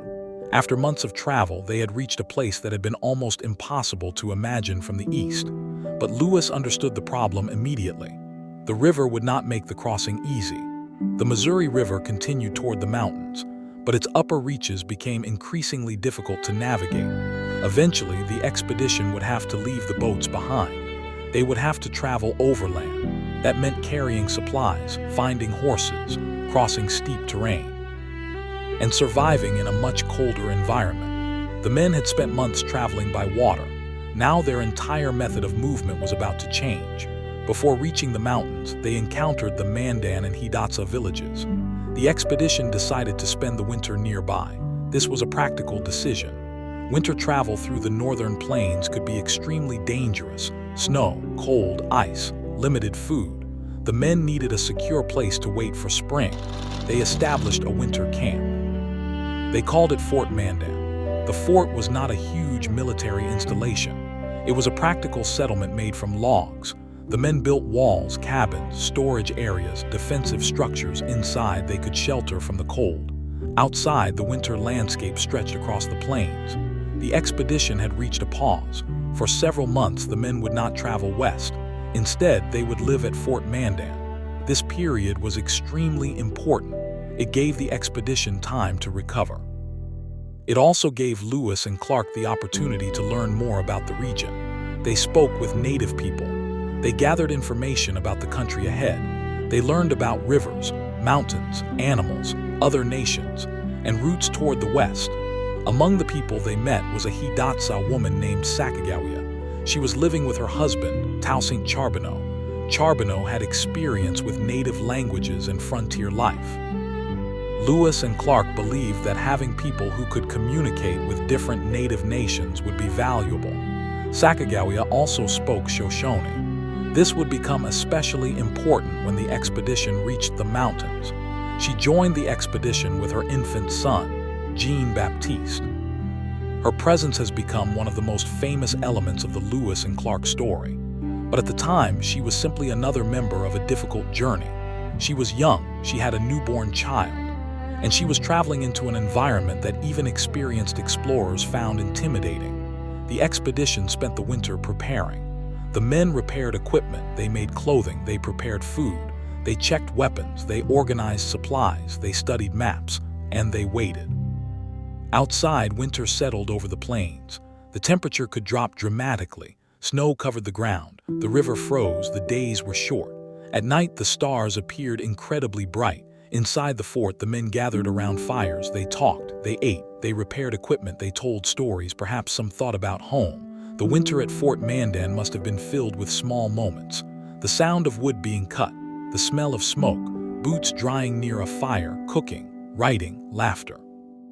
And the quiet wind outside the walls. For a moment, the expedition was not moving, but the journey was still progressing. Every conversation added knowledge. Every native guide provided information. Every map became more detailed. The men were preparing for the hardest stage, and while the expedition waited, Lewis continued writing. His journals became increasingly detailed. He recorded weather, plants, animals, geography, native cultures, everything he could observe. These records would later become one of the expedition's greatest contributions. But at Fort Mandan, the men did not know how important their journals would become. They were simply trying to document what they saw. Then winter slowly began to loosen its grip. Spring approached. The ice began to break. The river became active again. The expedition prepared to leave. The The next stage would be very different. They would travel farther into the unknown. The Missouri would become narrower, the landscape would rise, and the Rocky Mountains would grow larger. In April 1805, the expedition left Fort Mandan. The main group moved westward. Sacagawea traveled with them. Her baby traveled with her. The sight of a woman and infant traveling with the expedition was unusual, but her presence could also have a practical effect. A group traveling with a woman and child could appear less threatening to native communities. The expedition continued. The Missouri River carried them west. The landscape became increasingly dramatic. The men saw enormous cliffs. They passed through rugged country. The river sometimes narrowed between towering walls of rock. Lewis described these landscapes carefully. He had expected to find difficult terrain, but the reality was still impressive. The Great Falls of the Missouri were among the greatest obstacles. The expedition reached the falls and realized that the boats could go no farther. They would have to carry their equipment around them. The falls were enormous. Water crashed over rocks.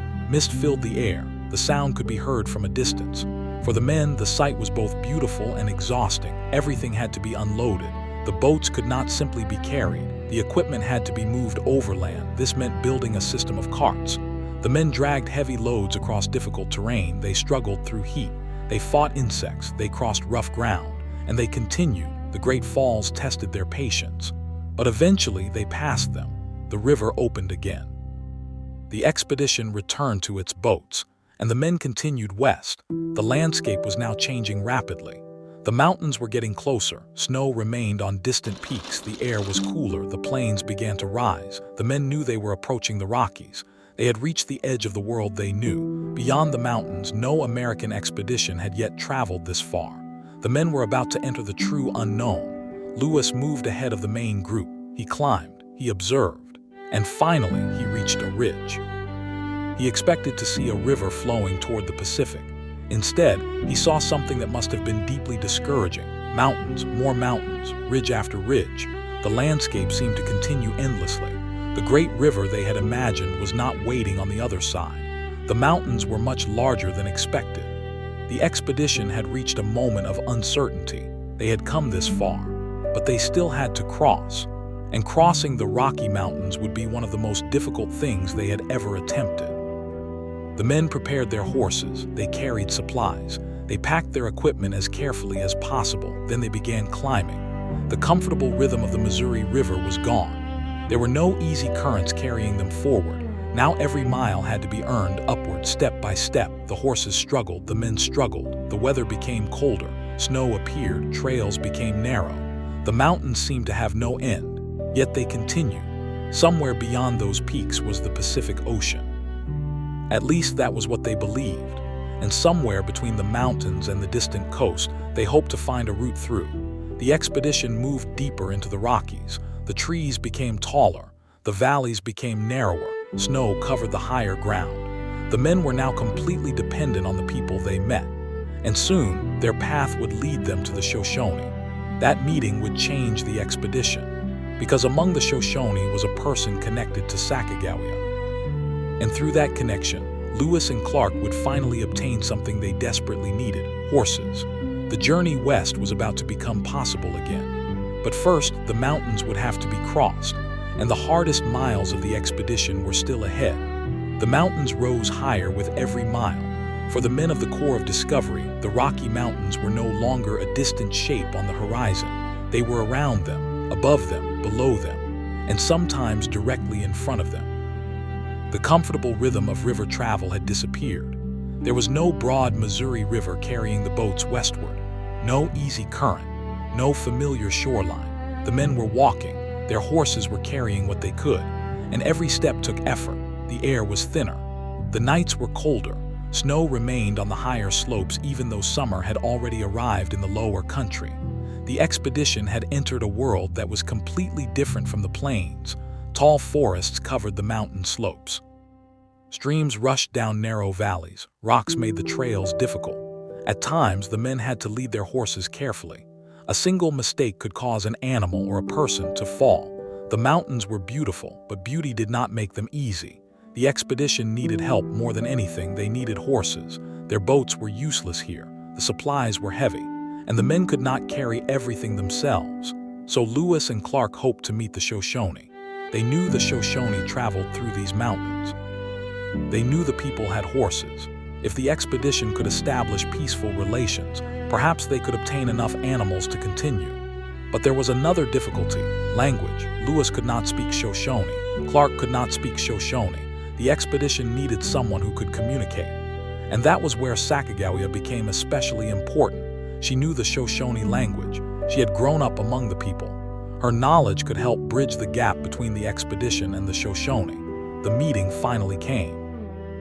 Lewis encountered a group of Shoshone.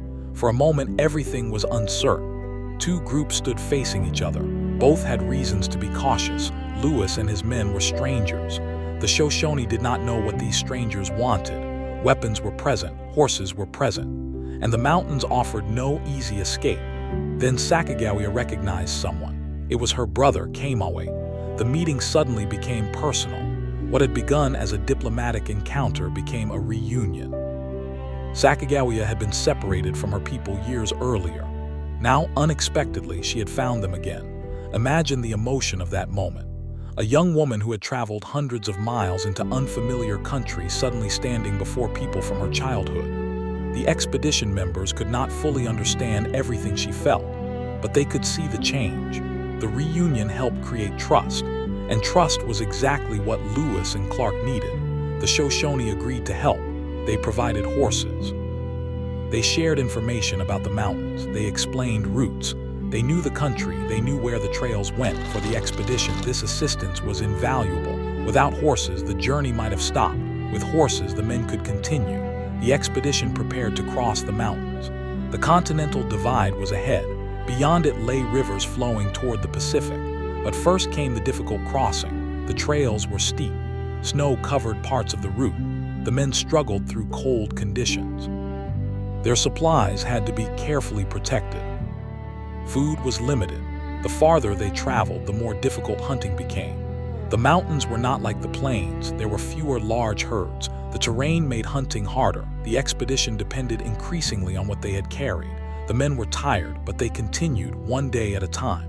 The journey through the mountains became a test of endurance. They climbed, they descended, they crossed streams, they followed narrow trails, they rested. Then they moved again. The horses stumbled. The men became exhausted. But the mountains eventually began to open. The expedition crossed the continental divide. For the men, this was an extraordinary moment. They had reached the point where water would now flow west. They were on the Pacific side of the continent. The mission was succeeding, but success was not yet guaranteed. There were still hundreds of miles ahead. The mountains were behind them, but the journey was far from over. The men descended into a new landscape. The rivers were different. The vegetation changed. The climate became wetter. The air smelled different. The forests were larger. The expedition had entered the Pacific Northwest. The men were now seeing landscapes unlike anything they had known in the East. They encountered native nations who lived along the rivers and in the forests. Again, communication was important. Again, the expedition depended on local knowledge. The men were learning that the continent was not one wilderness.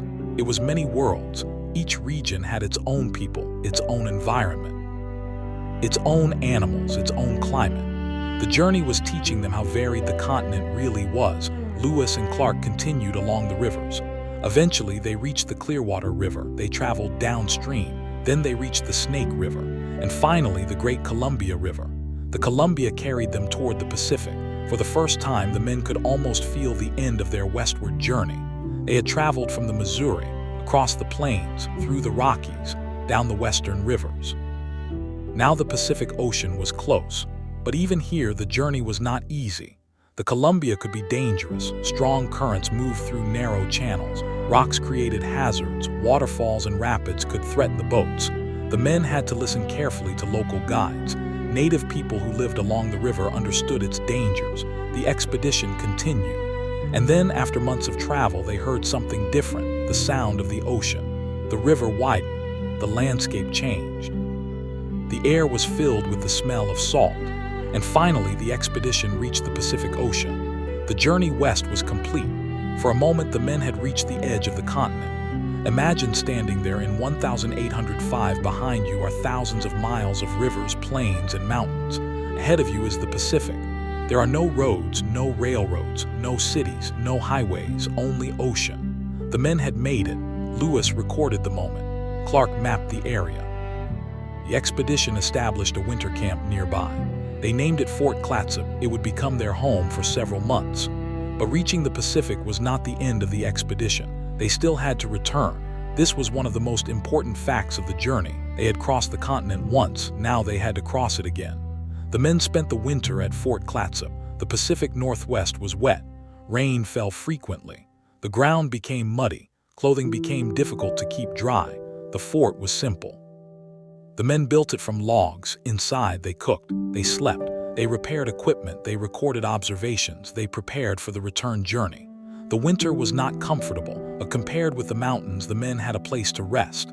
They were also able to trade with local native communities. They learned more about the region. They hunted, they explored nearby areas, and Lewis and Clark continued writing. The journals grew. The maps became more detailed.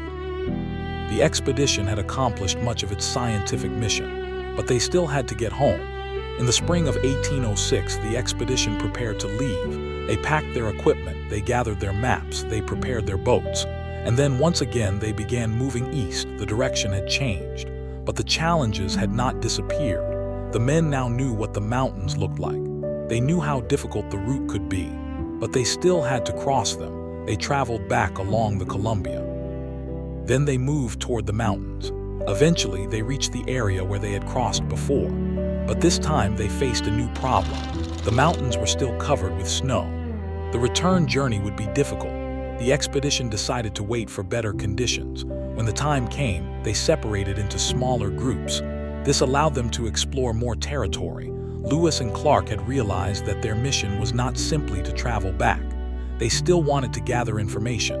Lewis took one group north. Clark took another route. The men explored rivers and valleys that they had not seen on the journey west. They continued mapping, they continued observing. The journey home became another expedition of discovery. Lewis's group traveled through unfamiliar territory. At one point, they encountered the Blackfeet. The meeting became tense. The expedition had weapons. The Blackfeet had weapons. The men understood that conflict could destroy the mission. A confrontation occurred. The expedition eventually escaped without losing a man. But the experience reminded them that the journey was still dangerous. They were not simply travelers. They were moving through lands where different nations had their own interests and boundaries. The expedition had to remain cautious. Afterward, Lewis and his men continued east. Eventually, the separate groups reunited. The journey was nearing its end. The men followed the Missouri once again. But now, the river was familiar. They had traveled this route before. The landscape they had once considered unknown was becoming recognizable. The final miles must have felt strange. They had spent more than 2 years away from the world they knew. They had traveled thousands of miles. They had crossed a continent. They had reached the Pacific. They had survived mountains. They had endured cold, hunger, exhaustion, and uncertainty. Now they were going home. In September 1806, the expedition finally returned to St. Louis. The people who had watched them leave more than 2 years earlier could hardly have imagined what had happened. The expedition had returned, and with it came maps, journals, scientific specimens, stories, information about native nations, knowledge of rivers and mountains, and proof that the continent could be crossed. The journey was over, but its impact had only begun. Lewis and Clark had not discovered an empty land. They had traveled through a continent already filled with people, cultures, languages, trade networks, and histories. Their journey gave the United States much more information about the West. It changed American knowledge of geography. It contributed to natural science. And it became one of the most famous exploration stories in American history. But perhaps the most beautiful way to remember the expedition is to imagine its beginning and its ending together. At the beginning, 2 men stood near the Missouri River with a small group of companions. Ahead of them was uncertainty. Behind them was everything familiar. At the end, they returned by the same river. But they were no longer the same men. They had seen the Rocky Mountains. They had seen the Pacific Ocean. They had crossed thousands of miles of country. They had met dozens of native communities. They had recorded hundreds of observations. And they had turned an unknown portion of the American map into something that could be understood. The river flowed quietly beside them as they approached home. Perhaps the men were tired. Perhaps they were thinking about their families. Perhaps they were already remembering the places they had seen. The mountains, the plains, the forests, the ocean, the camps, the long nights, the difficult days, the quiet mornings, all of it was now behind them. And ahead was home. The journey that had begun with a question had finally produced an answer. What lay beyond the horizon? A continent, vast, beautiful, difficult, complicated, and already alive with people and history. Lewis and Clark had crossed it. And in doing so, they had created a story that would be remembered for generations. The river carried them gently toward St. Louis.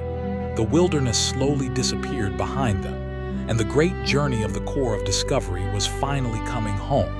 The Missouri River carried the expedition home. After more than 2 years of travel, the familiar waterway no longer seemed like the beginning of an adventure. It felt like the end of one. The men had changed. They were stronger in some ways, more experienced, more knowledgeable, and perhaps a little quieter than they had been when they first left. They had seen things that few Americans had ever seen. They had stood beside the Pacific Ocean. They had crossed the Rocky Mountains. They had followed rivers through forests and plains. They had watched enormous herds of animals move across the open country. They had spent winters far from home. And now, at last, they were traveling toward St. Louis. The closer they came, the more familiar the landscape became. Settlements appeared again. People appeared, fields, farms, roads, signs of civilization. After years in the wilderness, even ordinary things must have seemed remarkable. A house, a fence, a cultivated field, a road with people traveling along it, these were simple sights. But after thousands of miles of wilderness, simplicity could feel extraordinary. The expedition finally reached St. Louis in September 1806. The news spread quickly. They had returned. The men who had left more than 2 years earlier were alive, and they had completed the journey. For the young United States, the return was a major event. The expedition had gathered enormous amounts of information. Jefferson finally had detailed reports about the Western Territory. The journals described rivers and mountains. The scientists had new plants and animals to study. The maps provided new knowledge, and the stories of the journey captured the imagination of Americans. But the expedition's greatest contribution was perhaps something less tangible. It had changed the way Americans imagined the continent. Before Lewis and Clark, much of the West existed in the minds of Eastern Americans as a distant mystery. After the expedition, there were names, there were routes, there were descriptions, there were measurements, there were maps.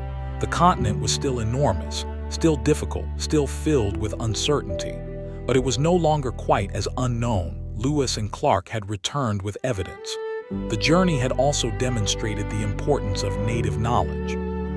Again and again, the expedition had depended on people who already knew the land. Native guides provided routes, hunters provided food, interpreters provided communication, communities provided information. Without these relationships, the journey would have been much more difficult. One of the most remembered people from the expedition was Sacagawea. Her story became famous over time, but during the expedition itself, she was simply living through an extraordinary experience. She had traveled with her infant son, she had crossed mountains, she had returned to the region of her childhood, she had helped the expedition communicate with the Shoshone, and she had become part of a journey that would eventually become legendary.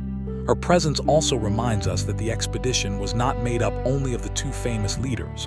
Many people contributed: William Clark, Meriwether Lewis, Sacagawea, York, Toussaint Charbonneau, the soldiers, the boatmen, the hunters, the interpreters, the native people who helped them. The story belongs to all of them. And there was another member of the expedition who became surprisingly famous: a dog, Seaman. Lewis's Newfoundland dog had traveled much of the journey with the group. He crossed rivers, walked through wilderness, and accompanied the men through difficult terrain. The dog became part of the expedition's daily life. For men living far from home, even the presence of an animal could bring a sense of familiarity. A dog beside a campfire, a dog sleeping near the tents, a dog following the boats. These small details remind us that the expedition was made of ordinary moments as much as extraordinary events. History often remembers the great moments, the Pacific Ocean, the Rocky Mountains, the Louisiana Purchase. But imagine the quiet moments. A man sharpening a knife beside a fire, another repairing a pair of shoes, someone cooking meat, someone writing in a journal, someone looking at the stars, someone listening to the river. Those moments made up most of the journey, and perhaps those are the moments we can imagine most easily when listening to the story at night. The expedition had been a tremendous physical effort, but it was also an intellectual journey. Lewis and Clark returned with information that would influence American science for years. They had encountered plants unknown to Eastern scientists, animals that had never been properly described, geological formations, weather patterns, native languages, geographical information. Their journals preserved observations that might otherwise have been lost. Lewis in particular was a careful observer. He could spend hours examining a plant. He could record the shape of a leaf, the color of a flower, the behavior of an animal, the appearance of a mountain. He was trying to transform experience into knowledge. The expedition was therefore more than an adventure. It was a moving scientific laboratory. The entire continent became their field of study. Every river became a measurement. Every mountain became a landmark. Every animal became a possible scientific discovery. Every conversation could provide information, and every day added another page to the record. Yet the expedition also had a complicated legacy. The Louisiana Purchase and the exploration that followed became part of the larger expansion of the United States. American settlement moved westward in the decades that followed. That expansion transformed the continent. It also caused enormous consequences for native nations. Land was taken, treaties were broken, communities were displaced, traditional ways of life were disrupted. The story of Lewis and Clark, therefore, cannot be understood only as a heroic adventure. It must also be understood within the larger history of American expansion. The men themselves entered a continent that was already home to many nations. Their maps did not create those lands. Their journey did not make those places empty. The West was already full of history. That history simply was not always recognized by the people writing official American maps. Today, historians look at the expedition from a wider perspective. They study the journals, but they also study native histories, archaeology, oral traditions, environmental history, and the experiences of the communities who lived across the route. This gives us a fuller picture, a more complicated picture, and perhaps a more honest one.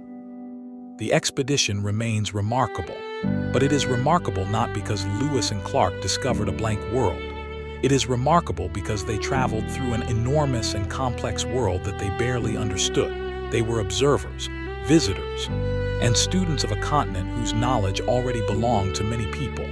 That is an important distinction, and it makes the story richer.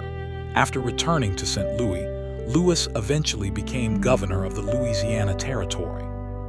Clark continued his public career. He became an important official and later served as superintendent of Indian affairs. Their lives after the expedition were very different from the quiet days of traveling through the wilderness. The fame of the expedition remained, but fame did not necessarily make life simple. Lewis struggled with various difficulties in the years that followed. His life ended tragically in 1809. He was only 35 years old. The man who had crossed the continent before most Americans had even imagined such a journey was gone. William Clark lived much longer. He remained involved in public affairs. He continued to maintain connections with people and places associated with the expedition. The story of Lewis and Clark, however, continued far beyond their individual lives. The journals survived. The maps survived. The artifacts survived. The memories survived. And generations of Americans became fascinated by the journey. Books were written, museums were created, trails were marked, statues were built, places were named after members of the expedition. The journey became part of American mythology, but beneath the mythology, the original story remained surprisingly human. It began with preparation. It continued through exhaustion. It survived uncertainty. And it ended with the simple act of returning home. There was no modern celebration waiting for them in the wilderness. No cameras, no television, no internet. Their journey was recorded only through written words and drawings. Yet those words were enough. More than 2 centuries later, we can still follow them. We can read the descriptions of rivers. We can imagine the camps. We can see the mountains through their observations. We can reconstruct portions of their route. Their voices survive through their journals. And that is one of the quiet miracles of history. People disappear, but sometimes their words remain. A sentence written beside a campfire in 1805 can still be read today. A map drawn by hand can still be studied. A description of a mountain can still be compared with modern geography. The distance between then and now suddenly becomes smaller. And perhaps tonight, that is what makes the journey so peaceful to imagine. There is no need to rush. The expedition itself moved slowly, sometimes painfully slowly. A boat might travel only a few miles in a day. A mountain crossing could take weeks. The men had no choice but to accept the pace of the landscape. They could not make the river move faster. They could not order the mountains to become smaller. They could not hurry the seasons. They simply moved when conditions allowed. That slow rhythm is almost the opposite of modern life. Today, we are surrounded by speed. Messages arrive instantly. Cars move quickly. Airplanes cross the country in hours. Maps update automatically. But Lewis and Clark experienced a world where distance was real. A mile was a mile. A mountain was a mountain. A river had to be crossed physically, and every journey required time. Perhaps that is why imagining their expedition can be so calming. The journey asks us to slow down, to imagine one river bend at a time, one camp at a time, one sunrise at a time. Imagine the morning on the Missouri. The first light touches the water. Mist hangs above the surface. The grass is wet with dew. A few birds begin calling. Someone walks quietly near the camp. The fire has almost burned out. A man adds another piece of wood. Smoke rises into the pale morning.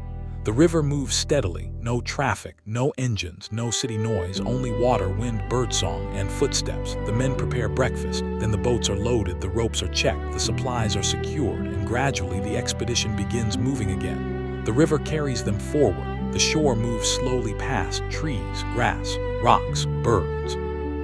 Animals, the sky, another bend, another mile, another day. This was the world Lewis and Clark knew, a world that required patience, a world in which the destination could be hundreds or thousands of miles away. And perhaps that patience was one of the expedition's greatest strengths. They could not solve every problem immediately. Sometimes they had to wait for weather, wait for ice, wait for food, wait for a river to become safe, wait for horses, wait for snow to melt. Waiting was part of exploration. The expedition also learned that plans could change. The original plan was never perfectly followed. The landscape forced changes. The weather forced changes. Information from native communities changed decisions.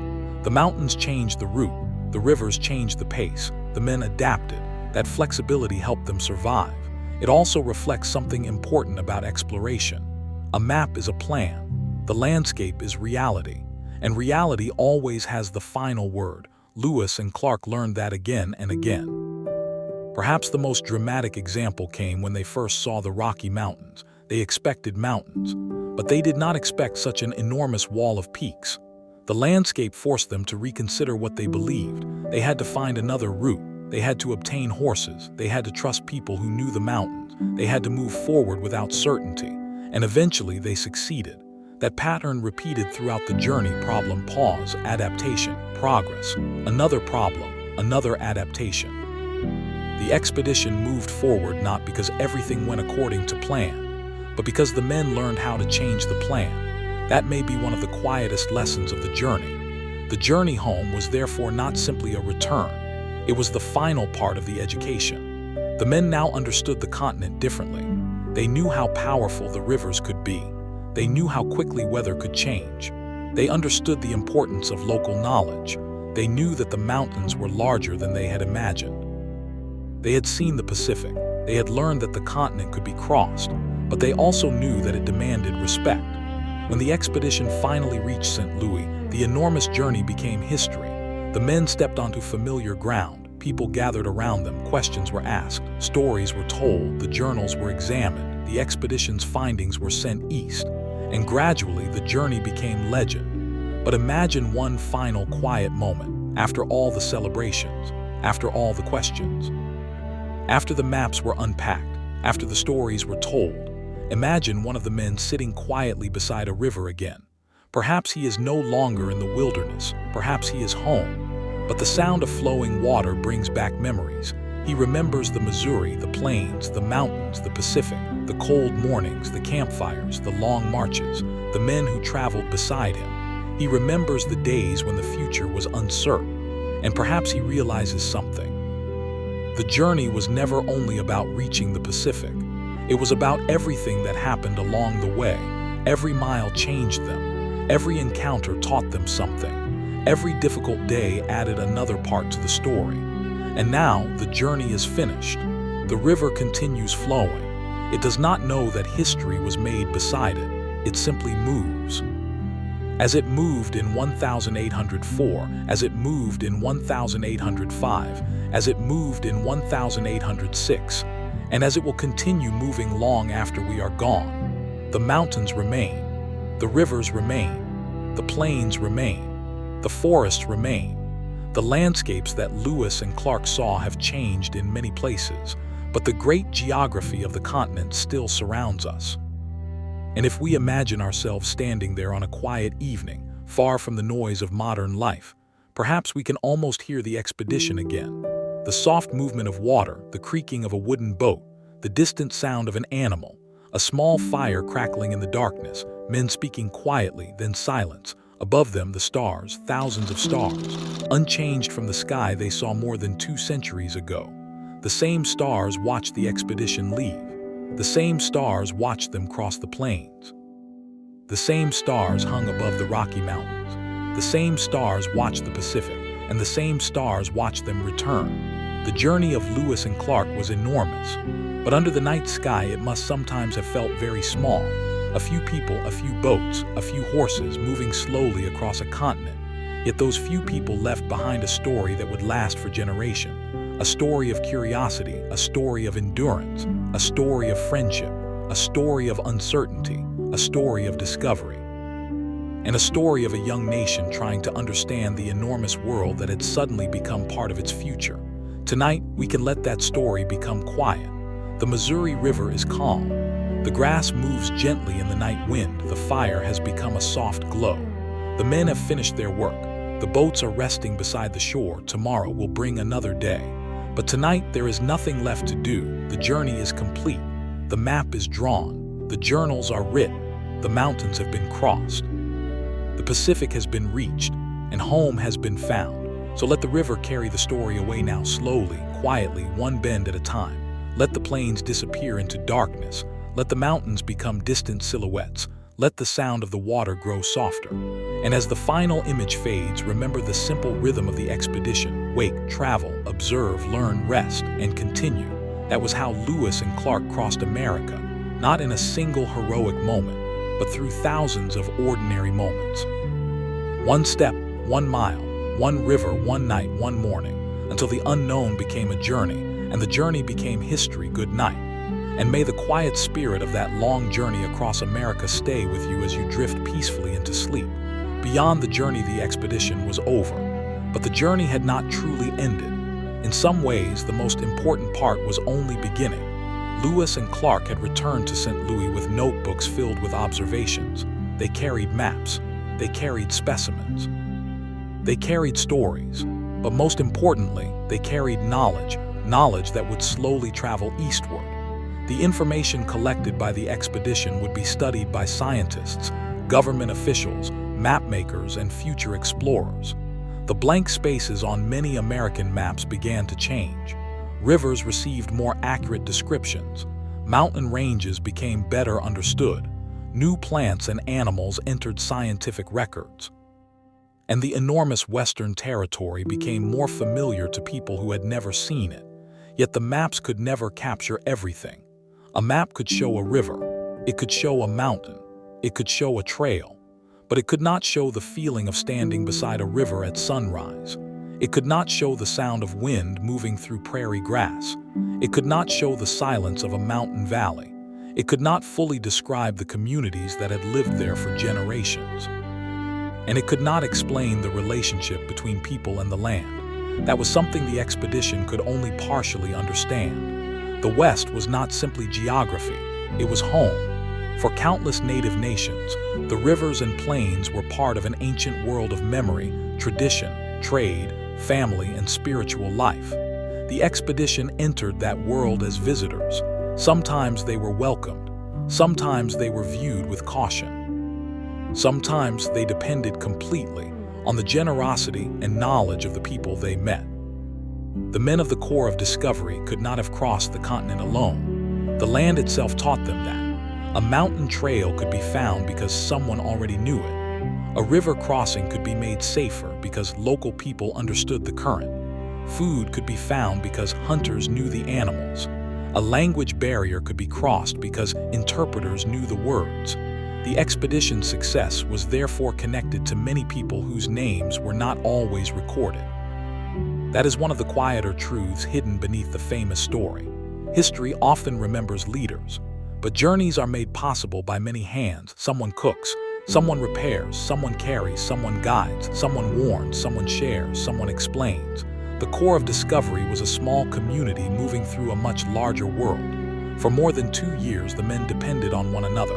They shared food, they shared hardships, they shared information, they shared danger. They became familiar with one another's habits. They knew who could hunt, who could navigate, who could repair equipment, who could remain calm during difficult moments. In a strange way, the expedition became its own little world. The men lived together, worked together, traveled together, and slept under the same stars. There were disagreements, of course. There were moments of frustration. There were moments when someone was exhausted, but the group continued. That ability to continue was one of the expedition's greatest strengths. It is easy to imagine exploration as a series of dramatic moments. A mountain peak, a dangerous river, a wild animal, a great discovery.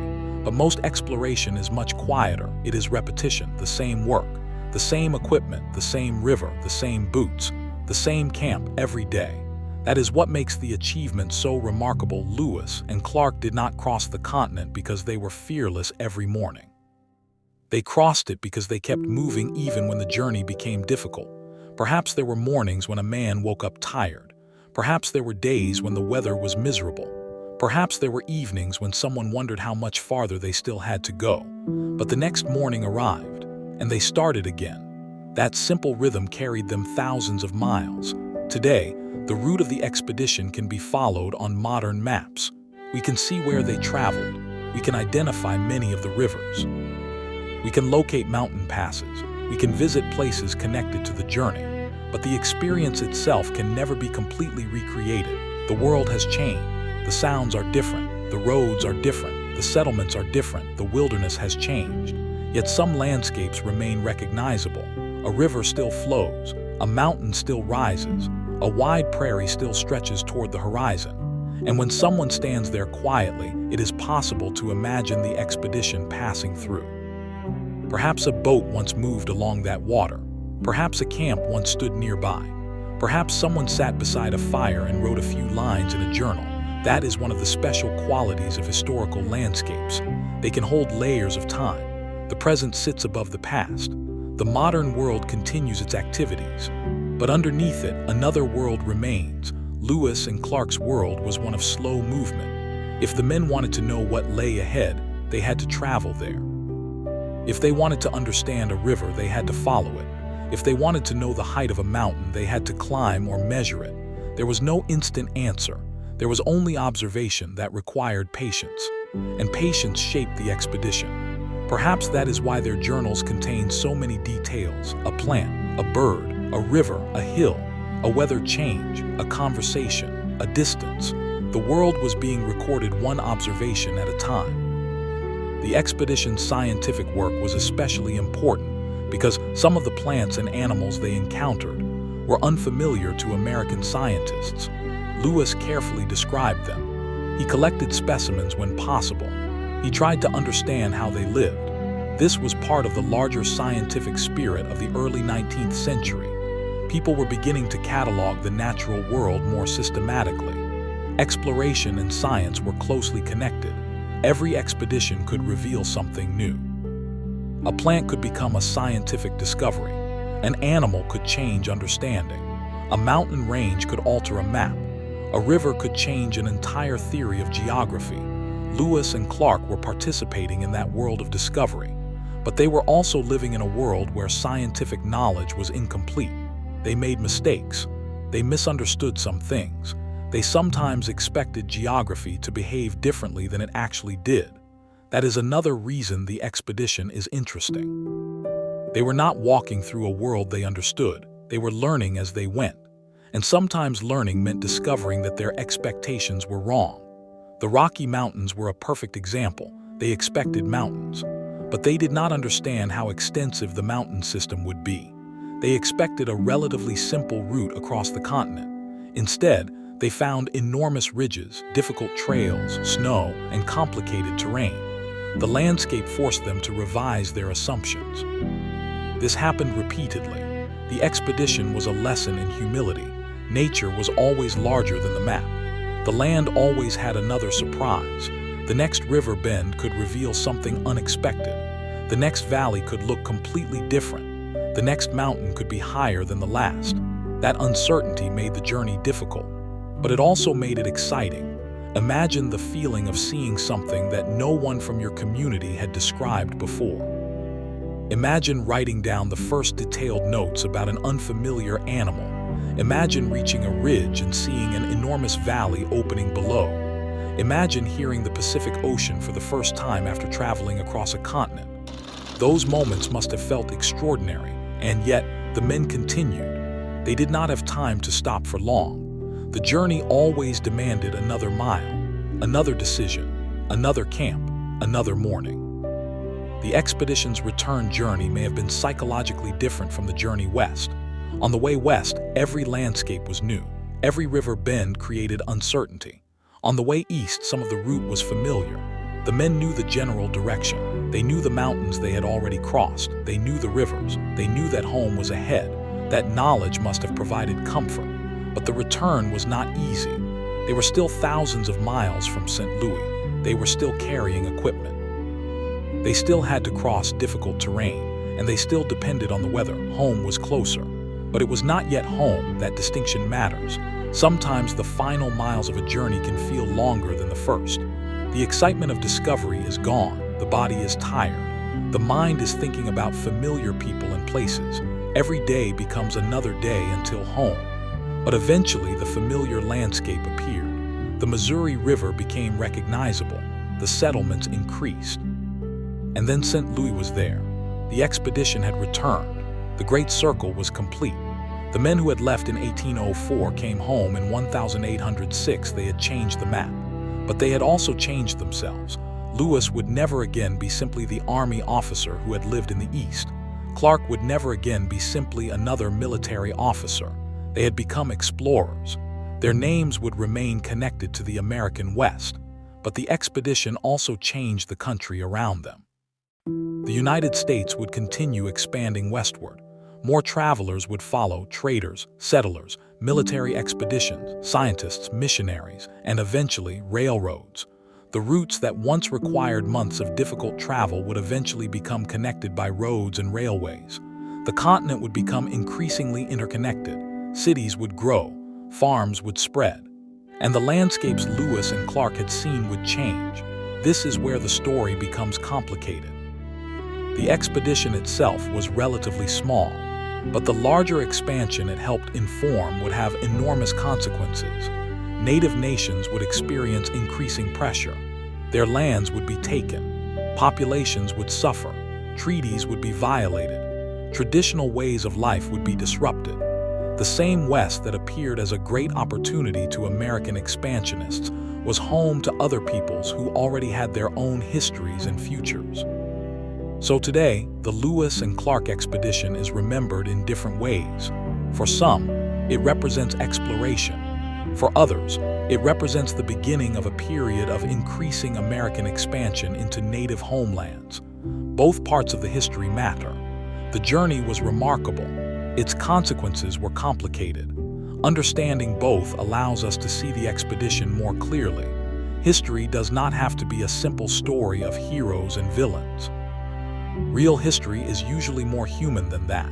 It contains courage, curiosity, mistakes, ambition, cooperation, conflict, and consequences. Lewis and Clark's journey contained all of these. And perhaps that is why it remains worth remembering. Not because it was perfect, but because it was real. The men walked through a world they did not fully understand. They depended on people whose languages they did not speak. They faced landscapes they could not predict. And they recorded what they saw as carefully as they could. More than 200 years later, we can still follow their route. We can still read their observations. We can still imagine their camps.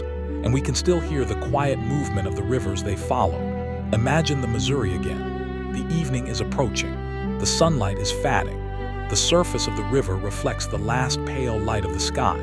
The grass along the bank moves gently in the breeze. The expedition's boats are pulled onto shore. The men have finished the day's work.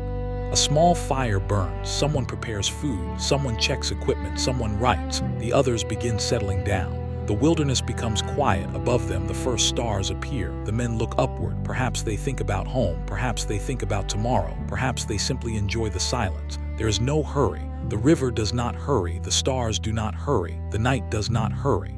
And for a moment, neither do they. That is the image we can keep. Not the difficult moments, not the arguments, not the exhaustion, but the quiet, the peaceful river, the distant hills, the warm glow of a campfire, the sound of water moving slowly past, the feeling that, for tonight, everything is safe. The expedition has another day ahead, but tomorrow can wait. Tonight is for rest. And perhaps that is the best way to remember the journey. A great adventure is made from thousands of small moments, some difficult, some frightening, some beautiful, and some almost completely ordinary.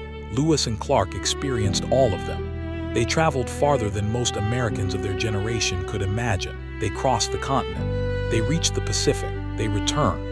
And they left behind a record that allows us to travel with them even now. We can follow their footsteps without leaving our homes. We can hear the river through their descriptions. We can imagine the mountains through their maps. We can picture the camps through their journals. We can wonder about the people they met. And we can remember that the land was never truly empty. It was full of life, full of history, full of people, full of stories. Lewis and Clark simply added their own chapter. And now that chapter has become part of something much larger, the history of a continent, the history of exploration, the history of the United States, and the history of countless native nations whose lives intersected with the expedition. The journey began with a question. What was beyond the horizon? The answer was larger than anyone could have imagined. Beyond the horizon were rivers. Beyond the rivers were plains. Beyond the plains were mountains. Beyond the mountains was another world. And beyond that world was the Pacific. But beyond all of those places was something even more important, a lesson. The world is larger than the map. The journey is longer than the plan. And the people who help us along the way may become just as important as the people who lead us. Tonight, as the story fades, imagine the expedition one last time. A small boat on a wide river, the sun disappearing behind the hills, a campfire glowing softly on the shore, a few tired travelers settling down for the night, the river moving beside them, the stars appearing above. Tomorrow they will wait, tomorrow they will travel, tomorrow they will continue. But tonight they rest. The continent is quiet, the wilderness is quiet, the river is quiet, and the story of Lewis and Clark can finally become quiet too. The great journey is over. The maps are complete, the journals are safe, the travelers have gone home, but the rivers still flow, the mountains still stand. And somewhere beneath the endless American sky, the memory of that long journey remains. A journey that began with a young nation looking west. A journey that crossed an entire continent. A journey filled with